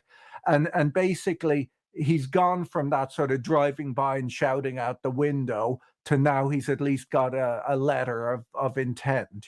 So it's a more serious offer. A week ago, it was kind of a bit of a it was a silly offer. Like, it just wasn't to be taken seriously, and the market didn't take it seriously. If the board came back and said we accept the offer, and then they put it to a vote, I believe according to their bylaws they need 60. I think it's a 67% for that, specifically for Twitter. Let's say they Mhm. vote on it. he can't just say I'm not going to do it. I mean, I mean, not No, legally. once I he mean, like right now, if he submitted a tender offer, no, I'm just talking about the and current offer he has the submitted. financing in place, he sort of is required to go ahead with it. Like there's what they call a MAC clause, like material adverse changes. But in fact, he even dropped in his what do they call 13D that he submitted. He dropped the requirement for due diligence and the requirement for, I forget, he had two requirements that he dropped. So if they if the offer was accepted at this point, once he makes like a tender offer, it would he would have difficulty backing out of it. But even I will just argue that even before this, you're talking about reliance with the material the adverse change. I'm talking reliance essentially like it's serious enough that people have changed their circumstance enough that if the deal doesn't go through because he just says, "Yeah, I don't want to do this anymore," they can actually sue him. I'm Yeah. even talking. So I'm talking about way before that. The original letter that he sent with before the funding secure stuff that came out this morning or yesterday, depends on where you're at. If the board would have said we accept, his uh, public persona would not survive him saying, "Nah, I'm not going to do this." It would I think essentially. it would, like, if you read any article about Elon Musk, they always kind of go, the mercurial founder of Twitter, or of well, he will in a few years be the founder of Twitter, but the but they always describe him as mercurial, like ever changing, unpredictable. I think it fits totally in with his persona to walk away with it. Like, I don't think anyone would be too horrified. Mm, I just think that at this point, it's either gone too far and now he has to go along with it, or the second option is that he was serious all along and he's misunderstood in what he's doing with Twitter, which, statistically speaking, is kind of the more plausible option because he has done it before. It's not the first time Mm. he's doing something insane. So, so the question is right now is assuming he gets, it's going to be tough. I mean, the problem isn't Elon. The problem is the target. So as a banker, as a financier, it's a really bad investment. It's so you'd have to bet on him. So if you want to give him not money now, it's just basically you're trying to get a And I relationship going even with think him. if you're a Tesla shareholder, you don't want this to happen, because firstly, you want his Well, focus to be I on think it's Tesla, the right? contrary, and I'll explain Mhm. why. You're missing. There's a non-financial element which makes sense for Tesla fans, the shareholders, for him to get this deal done. Bear with me here. I'll explain. So, thank you for your very interesting explanation about the poison pill, which I didn't understand the full intricate manner in which it works. So that's really helpful.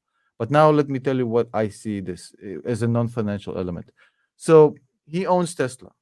The government is owned by the auto unions, and there is this clash that keeps going on to the point where the president doesn't even mention his name or the company name, etc., etc. And then this basically there's this clash brewing. So he has a lot of money, at least on paper. So you would think, well, he has a lot of control, he has a lot of clout, he has a lot of leverage, when in reality, the politicians hold all the power. It's like in that series Billions. Remember the lawyer that went up, the broke lawyer that went up against the billionaire? So I think him making a play for Twitter is basically him saying, hey, I'm going to get a lot more actual influence over narratives, over politics, over basically they can't fuck with me because I own this basically town But square he right now. doesn't control it. Like, it's not like a newspaper where you get to control what goes into it. Like you just own a thing. I'm not saying he's going to be Silvio Berlusconi with this, which only Europeans will understand this reference.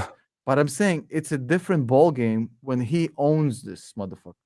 He's saying he's a freedom of speech absolutist. That's true, but imagine the power you have as far as how much can you be fucked with if you own one of the big three kingdoms, which is the Facebook, Instagram, Twitter.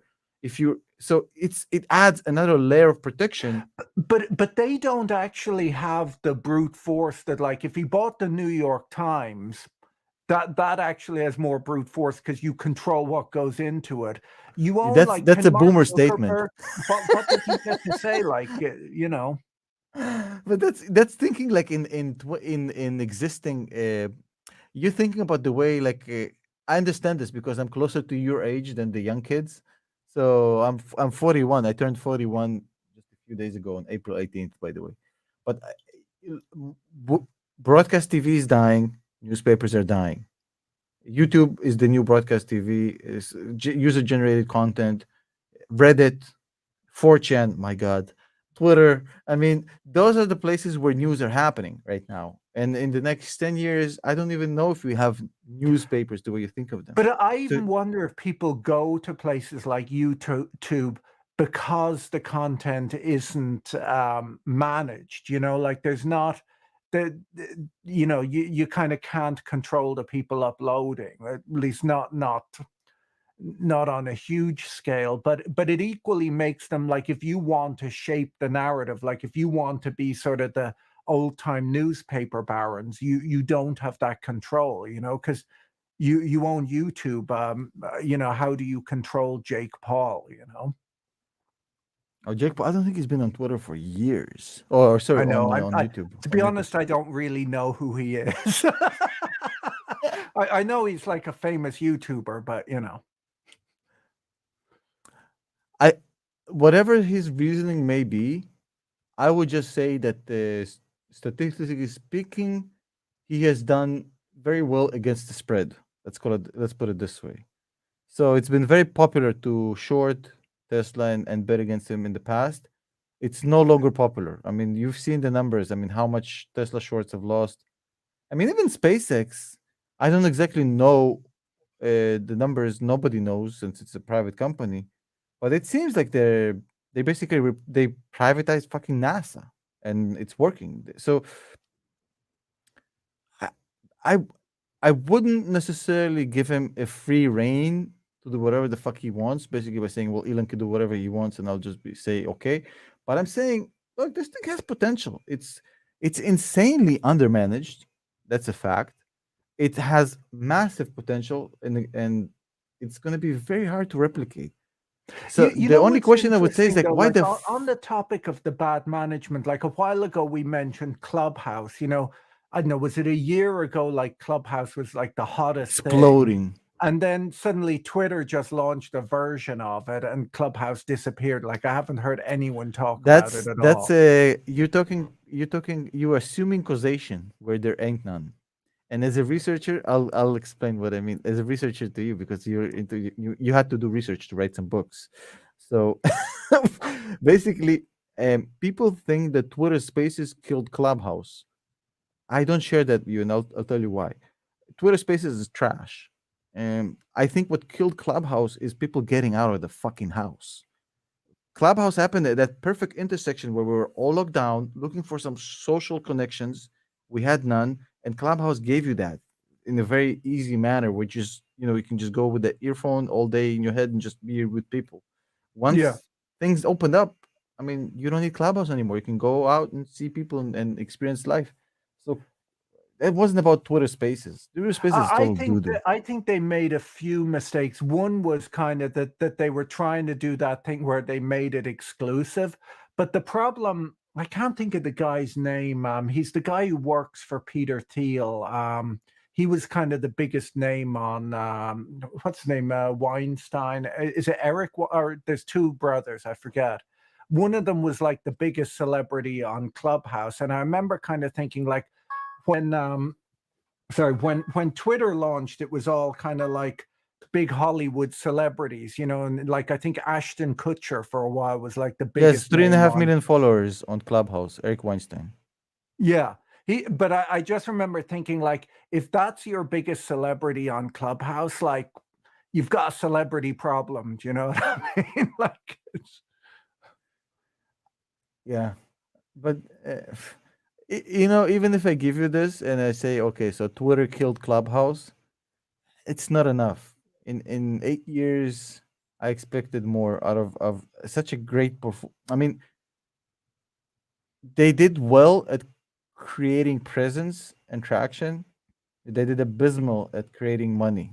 I mean, But I think that's a problem with a lot of this Silicon Valley stuff is that why for the Facebook is making longest time money? you get you get funded and you grow or sorry, you get funded for growth, like and people reward you for growth. And that's why WhatsApp had a big valuation. But the problem then always is how do you turn these things around and grind a profit out of them? And a lot of them, it's just not obvious how you'd get a great profit out of some of this stuff. Like it's kind of, I don't know. It's just not obvious to me that there's like a huge profit opportunity with Twitter. Well, people hate on Facebook, and somebody says Facebook is done right now. Look, they're printing money. Facebook has been very successful at monetizing their platform at questionable tactics, some would say, but they've been monetizing like crazy. Um, Tom, the money is in the treatment, not the cure. Is this like a pharmaceutical reference? That is, I agree in general. Um, Somebody says if Twitter was more flexible, was more open and combated bots and spammy ads, it could get with a place where people could be more open to it. Yeah, Vlad, I agree with that. Somebody agrees with you. Greg, our CEO of everything. By the way, he hates Twitter, just so you know. Um, so if I had to, if I had to make a bet whether this deal happens or not, it's a very tough bet to make, It's a but coin not. flip. It's a coin flip. I agree with you. It's a 50-50. There's no certainty that this thing happens. It's not more likely than not. But I would ask you this question. If you're on the Twitter board and you had this $54 offer, why do automatically a poison pill? Why not go out and say, hey, Well, like give I us said, it 65? wasn't a real offer. At the time the poison pill was put in place, it was a guy saying, I'll pay you this. He didn't obviously have the financing in place, and he's almost known as a bit of a prankster with his 420 offers. Like even the 420 in the offer price, is that designed to be taken seriously or is that a joke? Um, it's I mean, not they did it until as well, and they're supposed to be bankers and shit. no, I I mean, come agree. on. Like, this is sort of almost that's even why I called like my video was like the dumbest merger or the dumbest buyout, because both sides, like, it's just not serious. Like, there's nothing serious so far. The financing in place, it becomes more serious, but I think it's still a bad deal. Like, I think you shouldn't do it. It doesn't make sense. No one should want it at that price. But why wouldn't the board, instead of going wishy-washy, kind of around the block, just go back and say, "Hey, pay us 65, and you got a deal"? They might, but the poison pill just buys time, and they get to hire bankers. They get to the bankers. They hired Goldman. Goldman will be shopping around every big, likely partner, saying, "Do you want to buy Twitter? Do you want to buy Twitter?"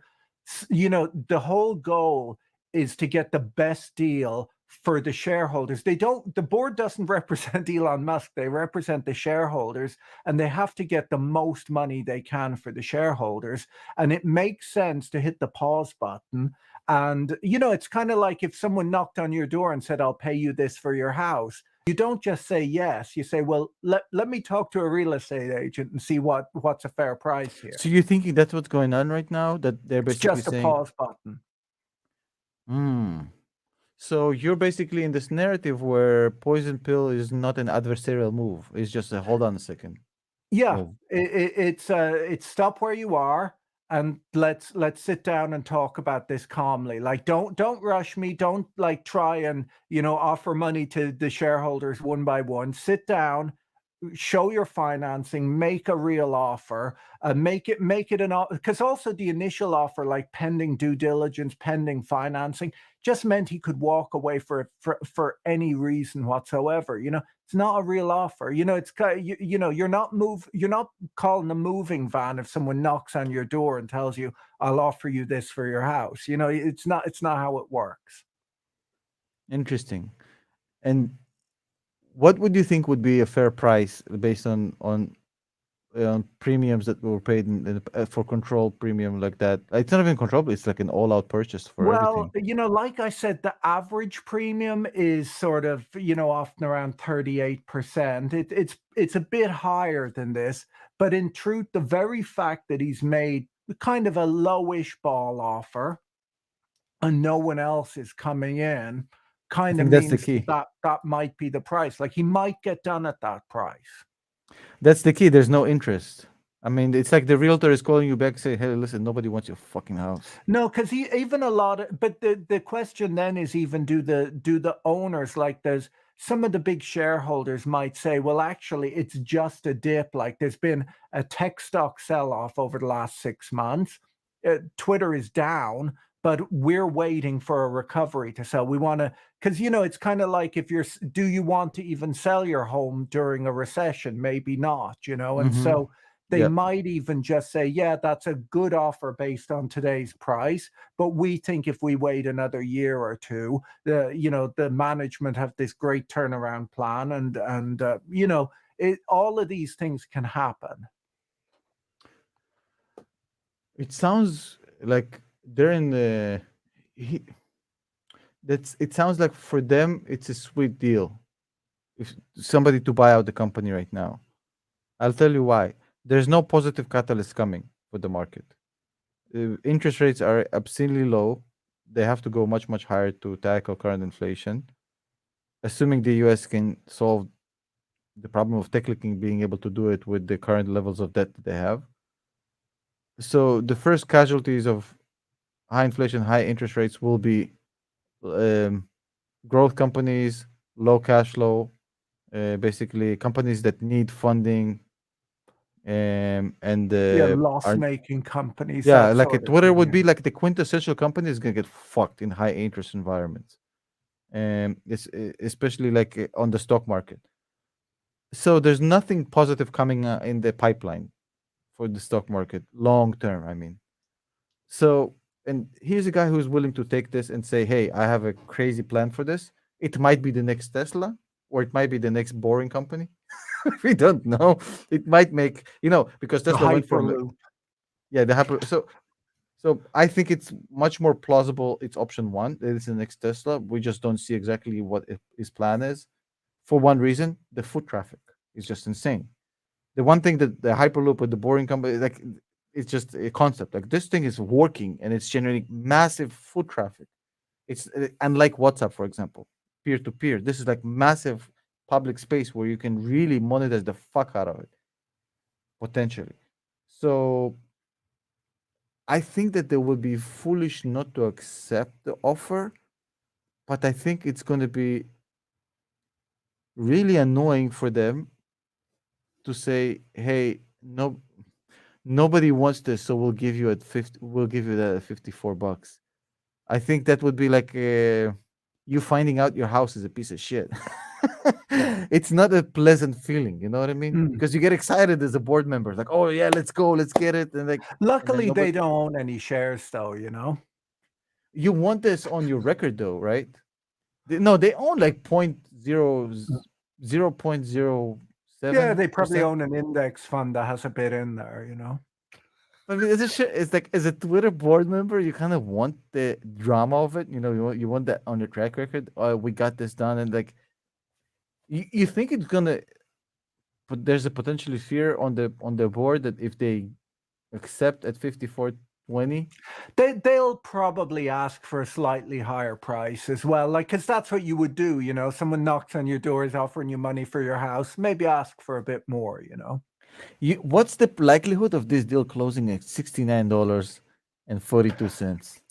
I like, the market right now is pricing it as a coin flip, and that is just what it is. Like there's no one is looking at this and thinking this is a done deal. Like it is not a done deal, and I don't think he should do it. I think it's madness. It's a waste of money. He focus on Tesla. You can that Cybertruck. Bang that thing out. Make that weird robot.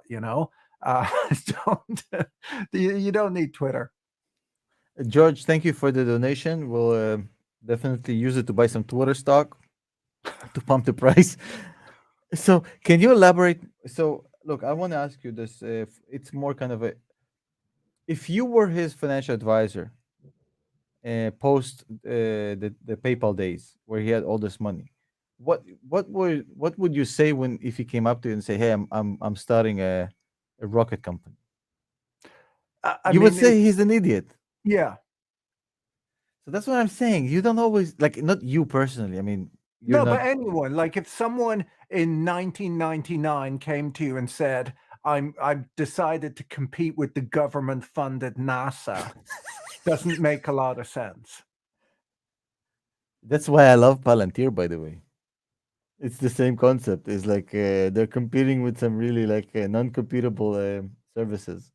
But so Lulu is asking, would Twitter get Netflixed after Elon backs away?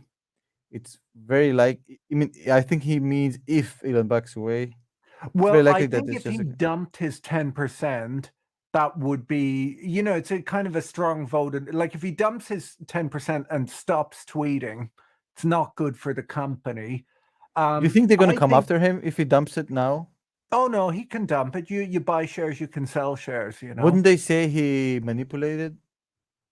No, Because he I bought it don't like see any. He 35. could be in trouble for not disclosing the buy. In fact, he should be in trouble for that. No, you told me that he's going to be in trouble for the late reporting. What is It's a this? very interesting thing because basically there's like $150 million worth of gain in there, right? Yeah. And the SEC has never fined anyone like that that I can think of. Like often those fines are like a couple of $100,000, like it's not a big deal.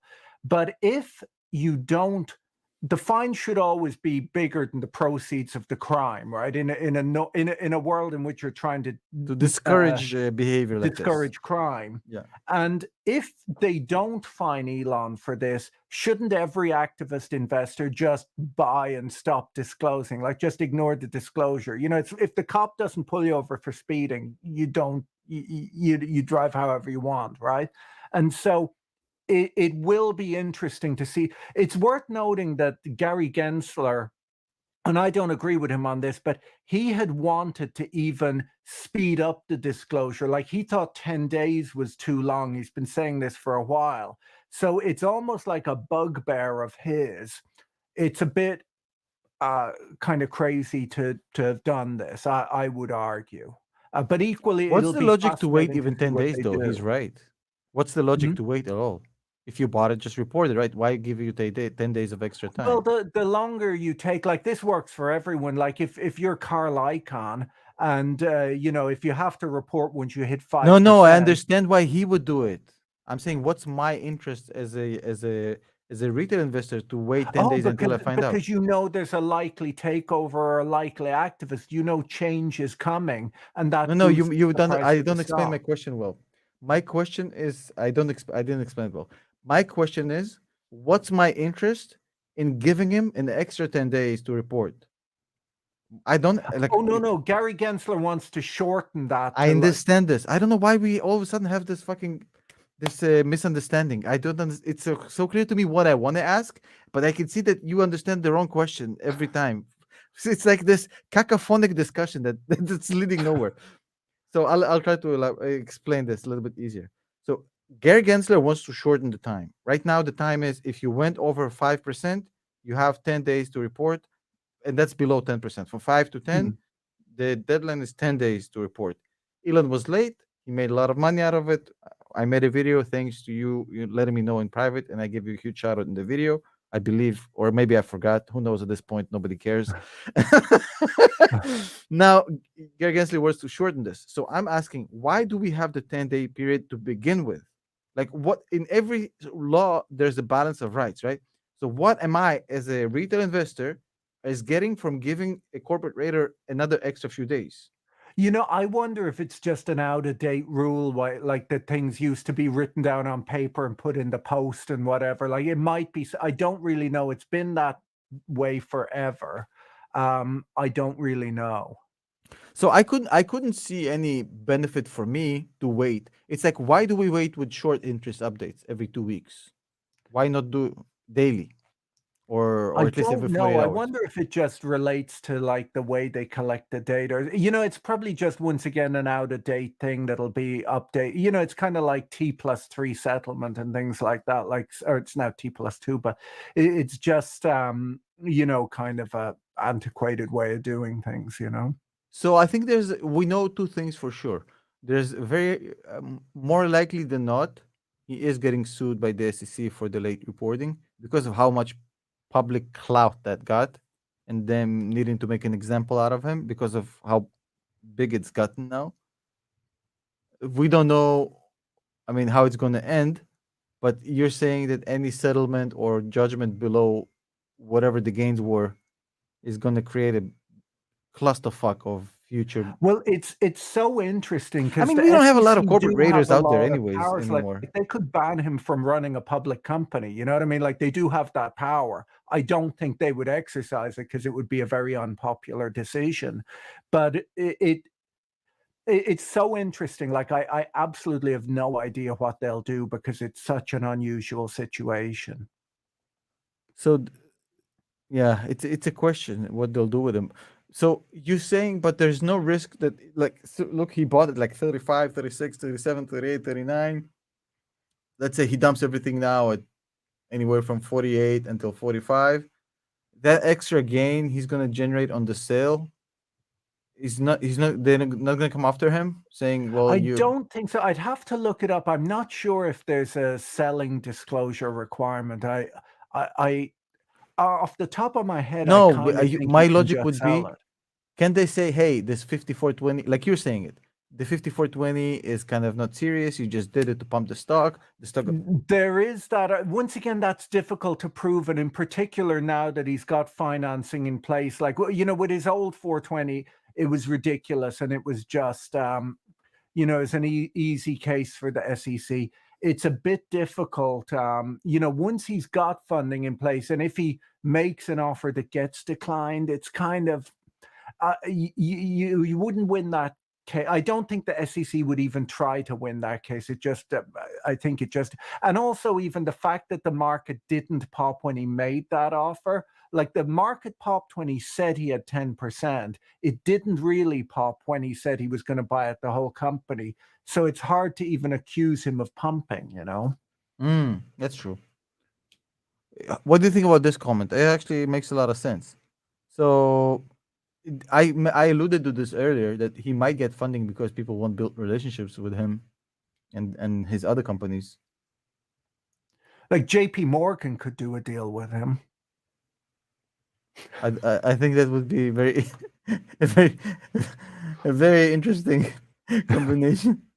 Um, okay, so somebody says Elon wants to buy the recognizable name, perhaps.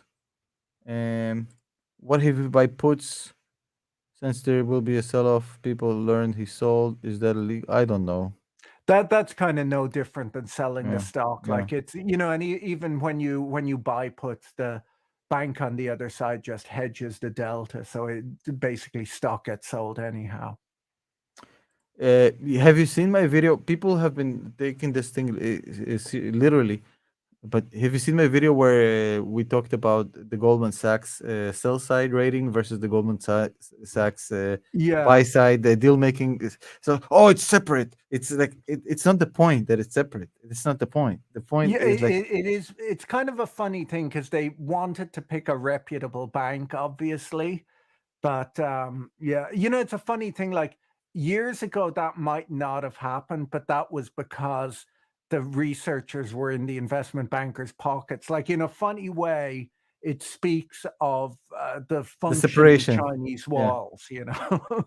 I would say that as much as it shows the the truth and the realness and the objectivity and the existence of these complete separators, as equally it shows about the incompetence of the board of directors of Twitter that they chose that bank out of all of them to represent Yeah. them in this deal. Like, do It's you want to funny though, buy because this he already stock? had Morgan Stanley, and you don't want to pick like some, I don't know, no-name bank, right? Like there's kind of three big banks. I don't know. I mean, they must have known about, or if they didn't, ooh, that's a doozy. I bet they moved fast. Yeah. It's easy to look up, And but usually you go to the bank you have a relationship with anyways, so it was yeah. just. But what a Yeah, crazy. like they probably had done other corporate finance business with Goldman. I mean, all they I'm had not to do is really just sure. log into fucking tip ranks and just check for a second Well, it's before. so funny. Banking is such a relationship business, like that investment bankers get these deals because they're in tight with the management, and so yeah, I don't know. Um, Somebody says you're digging deeper in that inaccurate video. Can you elaborate, Mike, what you're talking about? I don't understand. So give me a little bit more context, and we'll try to explain. So we have Richard here, friend of the channels, you and me. Hey, Richard, what's up? He's saying, I hope we're still here. Hey guys, just hopped online. Any thoughts that Elon Twitter offer is just him trying to annoy the SEC given his gripes? I mean, I'll this let is you the take thing. Like, this. this is kind of why I called my video like the dumbest merger, not merger, buyout offer. Like, because it sort of has all the hallmarks of an April Fool's Day prank, except that it occurred on April 4th. So I would say I would qualify your answer as possibly, potentially. Uh, okay, so okay, how was Twitter rated by other big banks? Most likely similar to Goldman Sachs. Hmm. I don't know. I haven't I looked don't at know. it. Actually, good point. But I don't think they had a. I'll tell you in a second now. But they haven't changed their rankings in a while. Let's look at this together before we let Patrick go. Um, Actually, no. A lot of ranking. Let me show you. You want to see this, Patrick? Sure. Yeah, it's actually very interesting. No, mostly great ratings. So this is the tip ranks. I have like the super duper account, so I have all the access to everything, since they love me. But there's 30 ratings, 4 buys, 23 holds, 3 sells. The average price is $45.84. And they actually picked the lowest one, Patrick. Can you believe it or not? Oh wow. They they picked the one that gave it the lowest. That's crazy.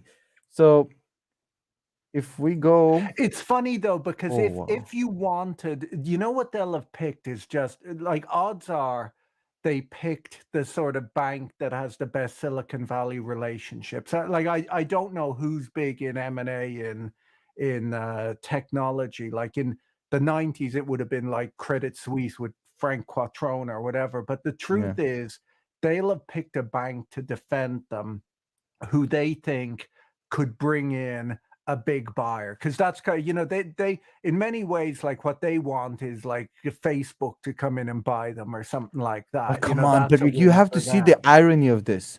They literally picked the bank that has the lowest sell side analyst out of 30 analysts in the market. Literally the lowest. The 30, it's not even like on the low side, on the low end. It's like that this dude, Eric Sheridan, he's a 5-star analyst, by the way. He's a great analyst. Look at his numbers. They're not bad. Look, ranked number 63 out of 7,930. He's like the reverse Gordon Johnson. Yeah, that's. But I think you're right. They just probably just rushed this whole thing through, and it's much more relationships based than anything else. Um, I'm trying to scroll through.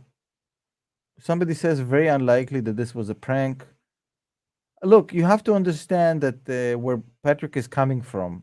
As this is the this is the perspective of what a very liberal, social media aware finance expert would think about this. He's not like I mean, you're not a crazy Russian on YouTube. I mean, you're. I think people get a glimpse into how mm, professional bankers look at this deal, and they look at this and they're saying, "What the fuck is going on?" Basically, But it's just like you look at the price reflects that, coin flip. Like that's Mm, just what it is. And part of it, like if you think of if Facebook had made this offer, it would be priced as if it's likely to go through, right? Because they don't have the same sort of clowning around persona as Elon does. Like it's basically people look at this and they go, it's hard to say what this means at all. Like it's there's so many ways of reading this. well, if I would say if Facebook have made this offer, it would have been priced lower than Elon because everybody would immediately assume the deal is not going to get approved by the Yeah, FTC. antitrust or whatever. And that, Yeah. yeah, it's not going to go through. But I mean, I know what you're saying. You're saying basically if this was like a big shop betting, Like uh, even the 420 in the price, like it's just it's I'm sorry, but it's just not obvious that this is to be taken seriously. Lance is making a good point that Elon marks his serious offers and projects with jokes. I mean, he's been known to do that in the past as well. Um, like he actually they set the quarterlies to April 20th. Did you see that? So the quarterlies of Tesla came out on April 20th, and I, I like it. I don't know why are you hating on the 42069, Petri. Come on, It's get with just the so program. dumb. It's so dumb. Like it's Beavis and Okay, Butthead stuff. I'll make you an offer. How much for you to tattoo 42069 on your forehead? Do you know there's not a price, Tom? I can put a hot meal on the table for the rest of my life. I don't need Look, it. I'll settle for 5420 for the back of your head that they can see on the YouTube videos. And on that note, I think yeah, okay, that's a great comment. I think he meant don't take life too serious. Uh, I think it's a good time to cap it off with the good old forehead tattoo joke. Before we sign out, just want to give a huge shout out for John Way for the $5 Canadian.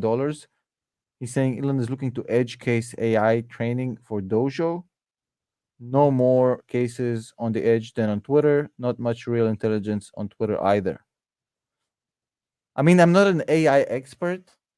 Um, Potentially, I mean, Twitter has, I mean, massive traffic. So with that comes massive data, right? So that has value. I think what he's saying is basically like, okay, I understand where he's going with this. So what kind of valuation would you put on a company if you're not trying to, if I guess if you're not trying to monetize Twitter, but you're just buying it because your other businesses can make money off this traffic somehow. Well, it's synergies. Okay, Well, potentially not. also, like when Elon moves to Mars, it's going to be so boring there. It's minus 80 degrees. He's underground, most likely. It's going to matter to have reliable Twitter service. The only question I have is when you say it's going to be boring on Mars and underground, do you mean the company, or Well, I like mean, a? that's obviously, if you think about it, the tunnels in Las Vegas make no sense, but on Mars they might because of the toxic atmosphere. It's I think this is all just a prep for Mars. I think that the tunnel, the hyperloop, and the whole like that's that's where people go at Elon. It's like the easy punch It's because I funny. mean it's funny. I mean the tunnel in Vegas is funny, but you know what? I agree with it. The tunnel in Vegas is fucking hilarious, and it makes no sense. It's however, the one thing that don't then is not funny to me is the guy is just making Tesla is making $55 billion a year in revenue. They have fucking amazing margins, No, better I than mean, Toyota. one thing you can say for the tunnel in Vegas is it's an advert for Teslas, if For nothing Tesla, else. Like I Elon don't know if this doesn't was spend anything intentional. on advertising because he can do these stunts and be in the news, you know? I like how you called it the inventor of the underground traffic jam. And then the show this. Um, Elon will make Twitter a global payments platform.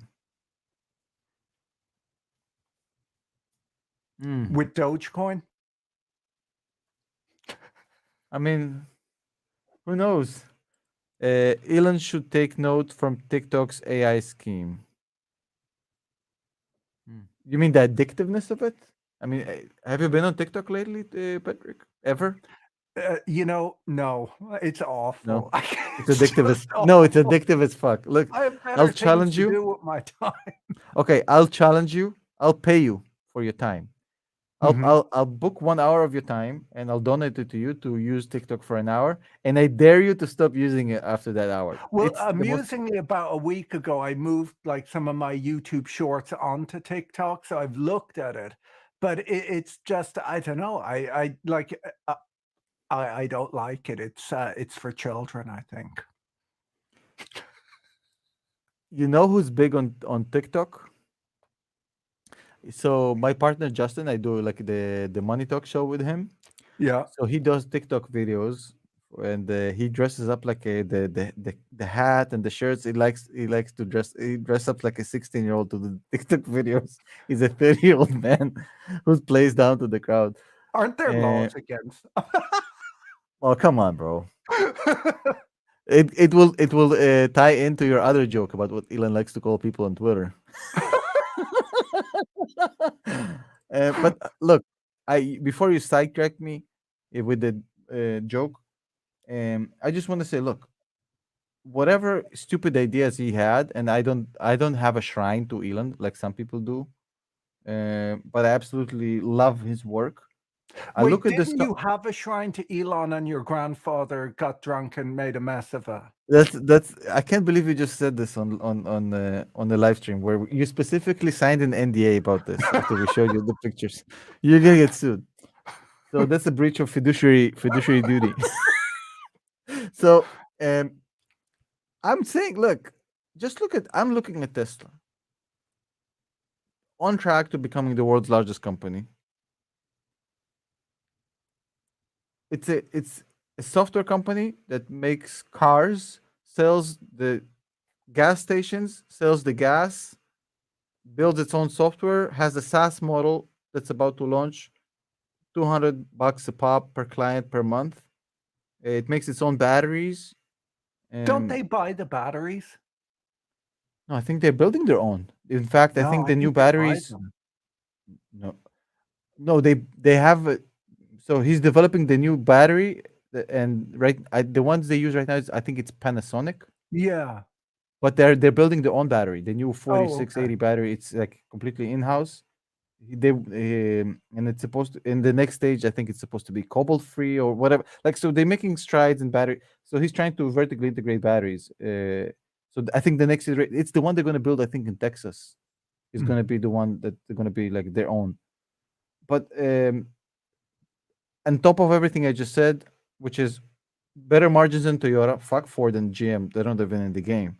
With 1/10 of the cars, massive revenues, and a business model which seems much closer to a software business model with the SaaS income and basically crowding the market, owning the chicken and the egg, the infrastructure. I mean, his work just with Tesla alone makes these other memes is kind of okay, it's a meme. I mean, Tesla is enough for me to say this dude knows what the fuck he's doing. Now you But add the to the question then SpaceX. is why take your focus off of like Okay, if you so do I'll tell you why. something well? I think this is like a personal judgment, and Elon fans would not like me saying this, but I look at Tesla, I look at SpaceX, and even though we don't have numbers for SpaceX, those two companies show great execution. You would agree with me? Execute like SpaceX executes, and like NASA has never done like this level of execution. And it innovates and executes. Both these companies, they innovate, they execute. One of them is making a shit ton of money. The other ones we don't know yet. Why take you? eye off the ball, because I don't think he has a capacity to live a normal life where basically he has to go out and do normal shit that normal fucking people do. He has to be hyper busy all the time with these projects. Otherwise, he doesn't have the capacity to go out and just go on a carnival ride, or like he doesn't do fun things. That's that Doesn't go camping. exactly. I mean, it's like you're judging him for not being normal, but him not being normal is basically what creates. Well, it's not judging. It's the question is like, what should your focus be on? Well, he's Because has there's only so many hours in the day, right? well, not for him. On Mars, it's not the same time cycle for. Look, when SpaceX started ramping up and people started saying, "Oh, it's going to take away from Tesla," I mean, obviously it hasn't. I mean, he's been way more focused on SpaceX recently than on Tesla, and you're seeing what's going on. I mean, the question is, what kind of fucking managerial duties would it require out of him? It's a fucking Twitter, bro. I mean, all he has to But do couldn't is he just with 10% ownership? Like I feel 10% ownership. One of the biggest accounts on the platform, they'll listen to you. Like I think they it's that listen to simple. you, but they can still tell you go fuck yourself. Yeah, but they were looking at listening to him. Like when he was kind of asking for edit buttons and so on. Like there was a quick sort of announcement for Twitter, like we're looking at the edit button. He said it. Yeah, Parag tweeted about it. That's true. Mm. He did, and it sounded like he's cooperating. But I think it's what what it proves to me two things. Number one, he probably more wants to radicalize things more than they can stomach as an existing board, as far as changes that he wants to make in the platform.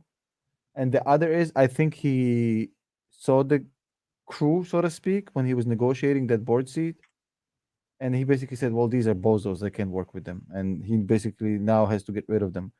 Whether it's objectively true or not, I don't know. And also, I'm speculating about what happened. But I'm thinking like massive changes. He hates the fucking human resources, so that means he basically. But that would be like the most expensive HR decision of all time. Yeah. I agree to that. Lulu Mineta is saying, "I want to live 20 more Elon years to see the future." And Twitter edit button. Why the fuck are we having a discussion about the Twitter edit button? Why is it?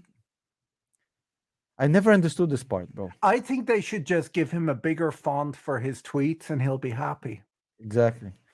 I think you're Add not. You, wingdings. by the way, you know why they don't have an edit button? I didn't know this. I asked Justin. So I was curious because you and I are Oh, old sort of people. so you can reset your history and say, Yeah. you think I said this, but I said, Yeah. Mm. So people can get confused because I act like an idiot. So they think I'm young, but I'm actually like old as fuck. I'm 41 and you were like, what, 67? How old are you, Patrick? 29. Exactly. So we're Yeah. two old guys, and I don't understand why I like asked Justin, who's like my guy to the millennial world. I was like, Justin, why don't we have a fucking edit button? What's the problem? And he said to me, hey, because people want to adjust the history.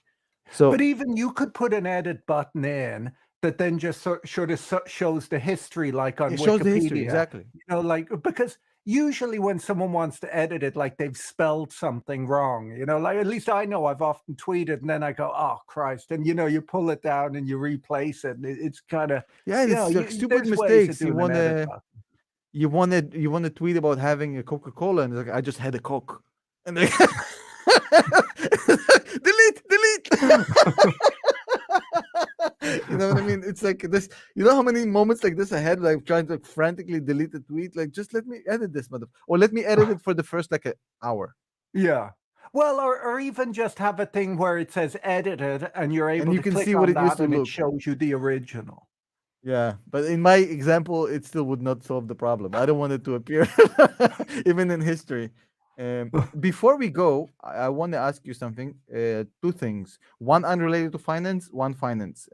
So we have 2 minutes, which is 1 hour past due. If you're asking, I will not babysit your grandfather again. It was a disaster the last time. He said he had a blast. So, is this Saul Goodman, my friend? Saul Goodman. By the way, did you see the new season of? I have not. I didn't know it was out. I love that show. I watched the first episodes of the first episodes. What the fuck is the first episodes? Don't you watch it all in one go? I was about to cancel on your ass. I was watching it just before the stream, and I ended episode one. That's what you noticed when I texted you. We're gonna start 10 minutes late. It's because I was watching the show. I was trying. Should I put Patrick for episode two? Patrick, episode two. Patrick, I said, fuck that shit. Let's just do episode two. And then I said, no, no, no. I just have to do that. So, anyways, it's brilliant, amazing, amazing, amazing. At least the first episode, I was like, Vince Gilligan. I don't know how it always feels fresh. You know what I mean? It Hmm, doesn't feel like chewed out and outdated. And the only thing yeah. that sucks about Better Call Saul, this is going to be the final season I hate the gaps between these things. Like I watched Breaking Bad because you when it was binge the all whole over, so I motherfucking just got to thing. binge watch the whole thing, you know. Everybody does. And speaking about binge, I just want to read this. So he can't be on the board with the same people that got Twitter to be a fake woke company instead of a free speech example of humanity at Tom Nash. Exactly, 100%. Look, I tweeted about this and I said, hey, I might get off Twitter soon. I mean, get booted out because I said like, I it, just clarify once again, the board is not the management, right? Like they just meet 4 times a year and make sure that shareholders are okay. getting So fair can I treatment. say Like they something to don't you? run the Okay, company. this was not my experience. So I had a in the last company I was working with, which was a medical device company. I don't want to give too many details away. Medical device company was owned by a public company in North America, and that public company also, never mind, big company. So it was running basically based on the most strict compliance rules imaginable. And you're right, board meetings were 4 times a year. Okay. However, I remember exactly when we were used to work with them. We used to work with them to get funding. So the company was our client when this public company came in with an offer to buy it, to invest in it. Sorry, and we was and then essentially we stayed on board to help the transition and basically hold their hand and whatever. So I've been in multiple board meetings where I've seen strategy discussed, and I've Hmm. seen chairman of the board, including experienced board members who come from the industry and understand, basically argue with the CEO and tell him we think No, you should they do can this. agitate So for it's change, not. definitely, but they, the day-to-day management, like sort of decisions about, No, but they vote on the sort of. shit. I've seen it happen when they vote on actual decisions. So I've seen board votes about strategy, about goals, about about stuff that they want to achieve in this quarter. So I've seen this happen. Not just the way you describe it is basically okay. Uh, so have you behaved? Okay, fine. I mean, I've seen massive activist board behavior on, but that's kind of happened in that company because the management wasn't as strong, which is exactly the same problem But with Twitter. even it would appear like you look at Twitter, like with their low equity ownership and whatever, like odds are they turn up 4 times a year, have a bit of a dinner, and Yep. is everything going well? And we'll review the accounts. Does the auditor say everything's good? Excellent. See you in 3 months' time. That wasn't, yeah, but the board meetings that I've seen those. I've seen those kind of Well, it relationships. depends on how active it depends even on just what's going on. Like with Musk on the board, it would be more active. Like he would be agitating for change. But in general, there just is a difference between like the board get to push the CEO to make changes, but they can't really make the changes themselves. They can fire the CEO, but Well, that leverage really gives them a right to tell him what to do effectively. yeah, but I just question to what extent that's like. It would appear We that don't they're know. Yeah, we possibly don't know. asleep at the wheel at Twitter more than Uh, agitating for like kind of how the edit button should work. Patrick, I overextended this interview, but this was just fascinating. Before we go, no, I always do this with you, and today it was like a little bit above the usual, and I apologize for that. But I do want to ask you this question, unrelated to Twitter. So if you're here for the Elon Twitter, you can leave.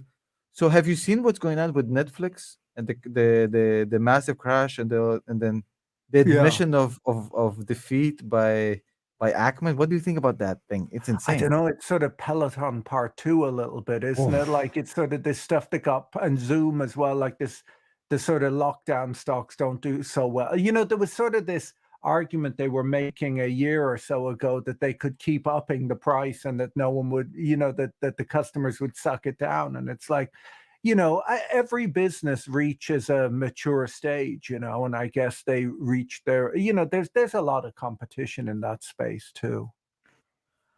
I think that I said this in my so here's a question. Okay, so fuck my theory. So this is the big question: is Disney next? So I'm just gonna tell you. Kramer said, not I don't know why it's relevant, but Kramer said maybe it's relevant if you want to. There's an inverse Kramer index, by the way. So Kramer said that Disney is an opportunity because it got pulled down with Netflix, which it did. Um, and I think he might be right.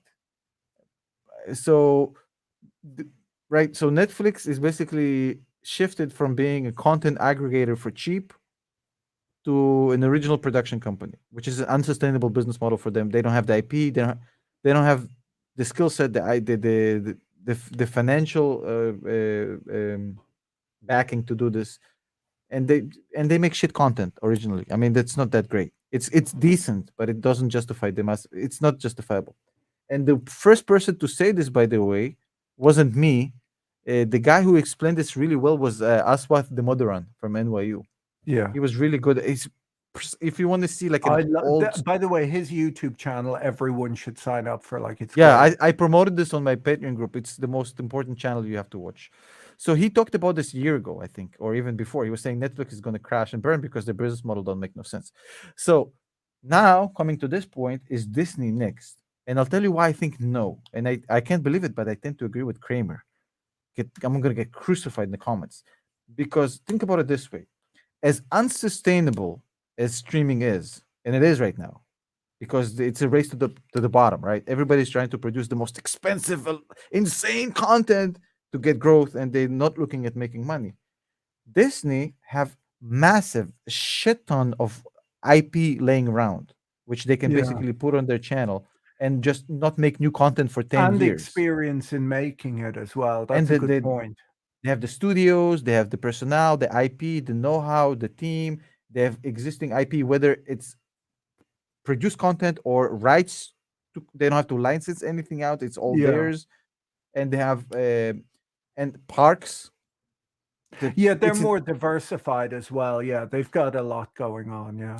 and look at the bundle. Like you're in UK, right? But Disney is basically you don't buy Disney. When you buy Disney Plus, you're getting Disney Plus, ESPN, and you're getting Hulu. Mm, So the bundle is kind of it's a no-brainer if you have kids, sports, kids, and NBC, which is mm, basically so. And I think it's not.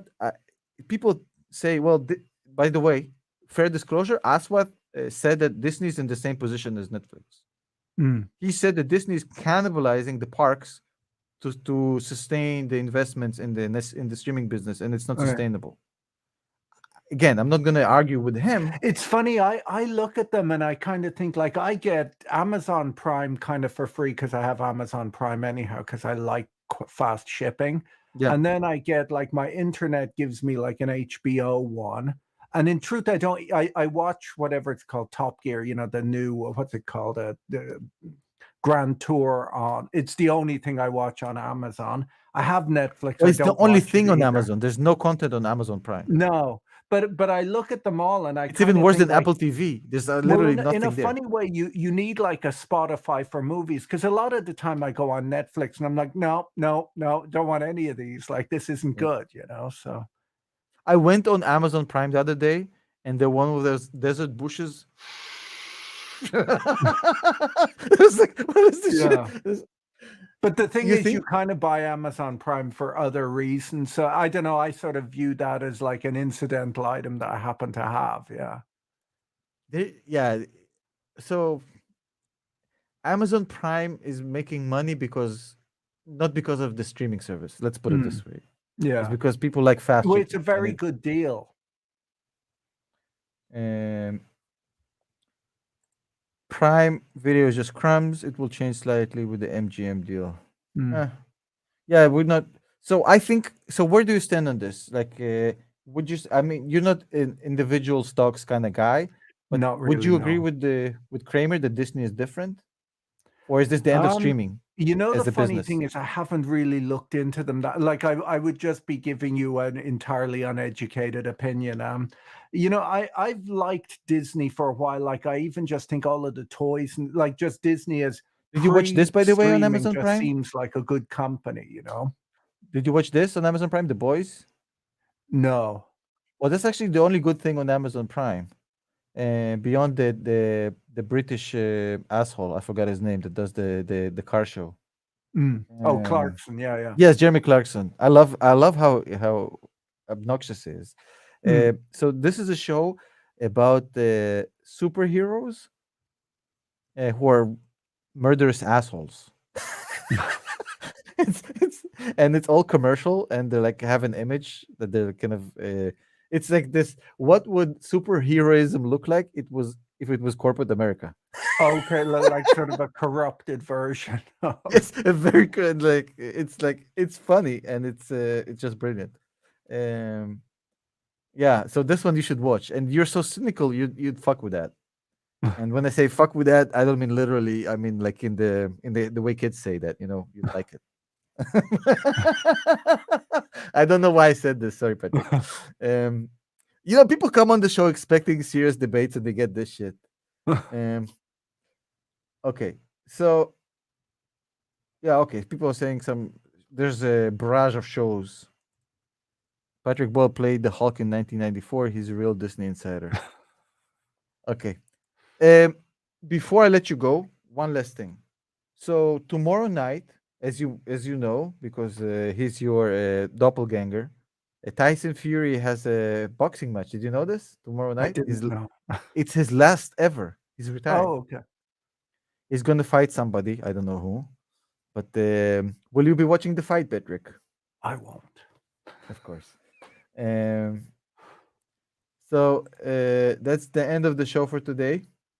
We'll end it with this. Netflix is pending the go woke, go broke. Easy win for Fury. You mean like the real Fury or the Patrick Boyle version? I would agree with this. Let's end with this comment. Tony Hammond is saying Boyle is quality. Thank you for babysitting my grandpa. Thank you everybody for coming on. I hope you enjoyed this, despite the bad jokes. Shout out to Greg who moderated chat. Thank you, Greg. Much appreciated. See you all whenever. See you guys. Yeah, we're out.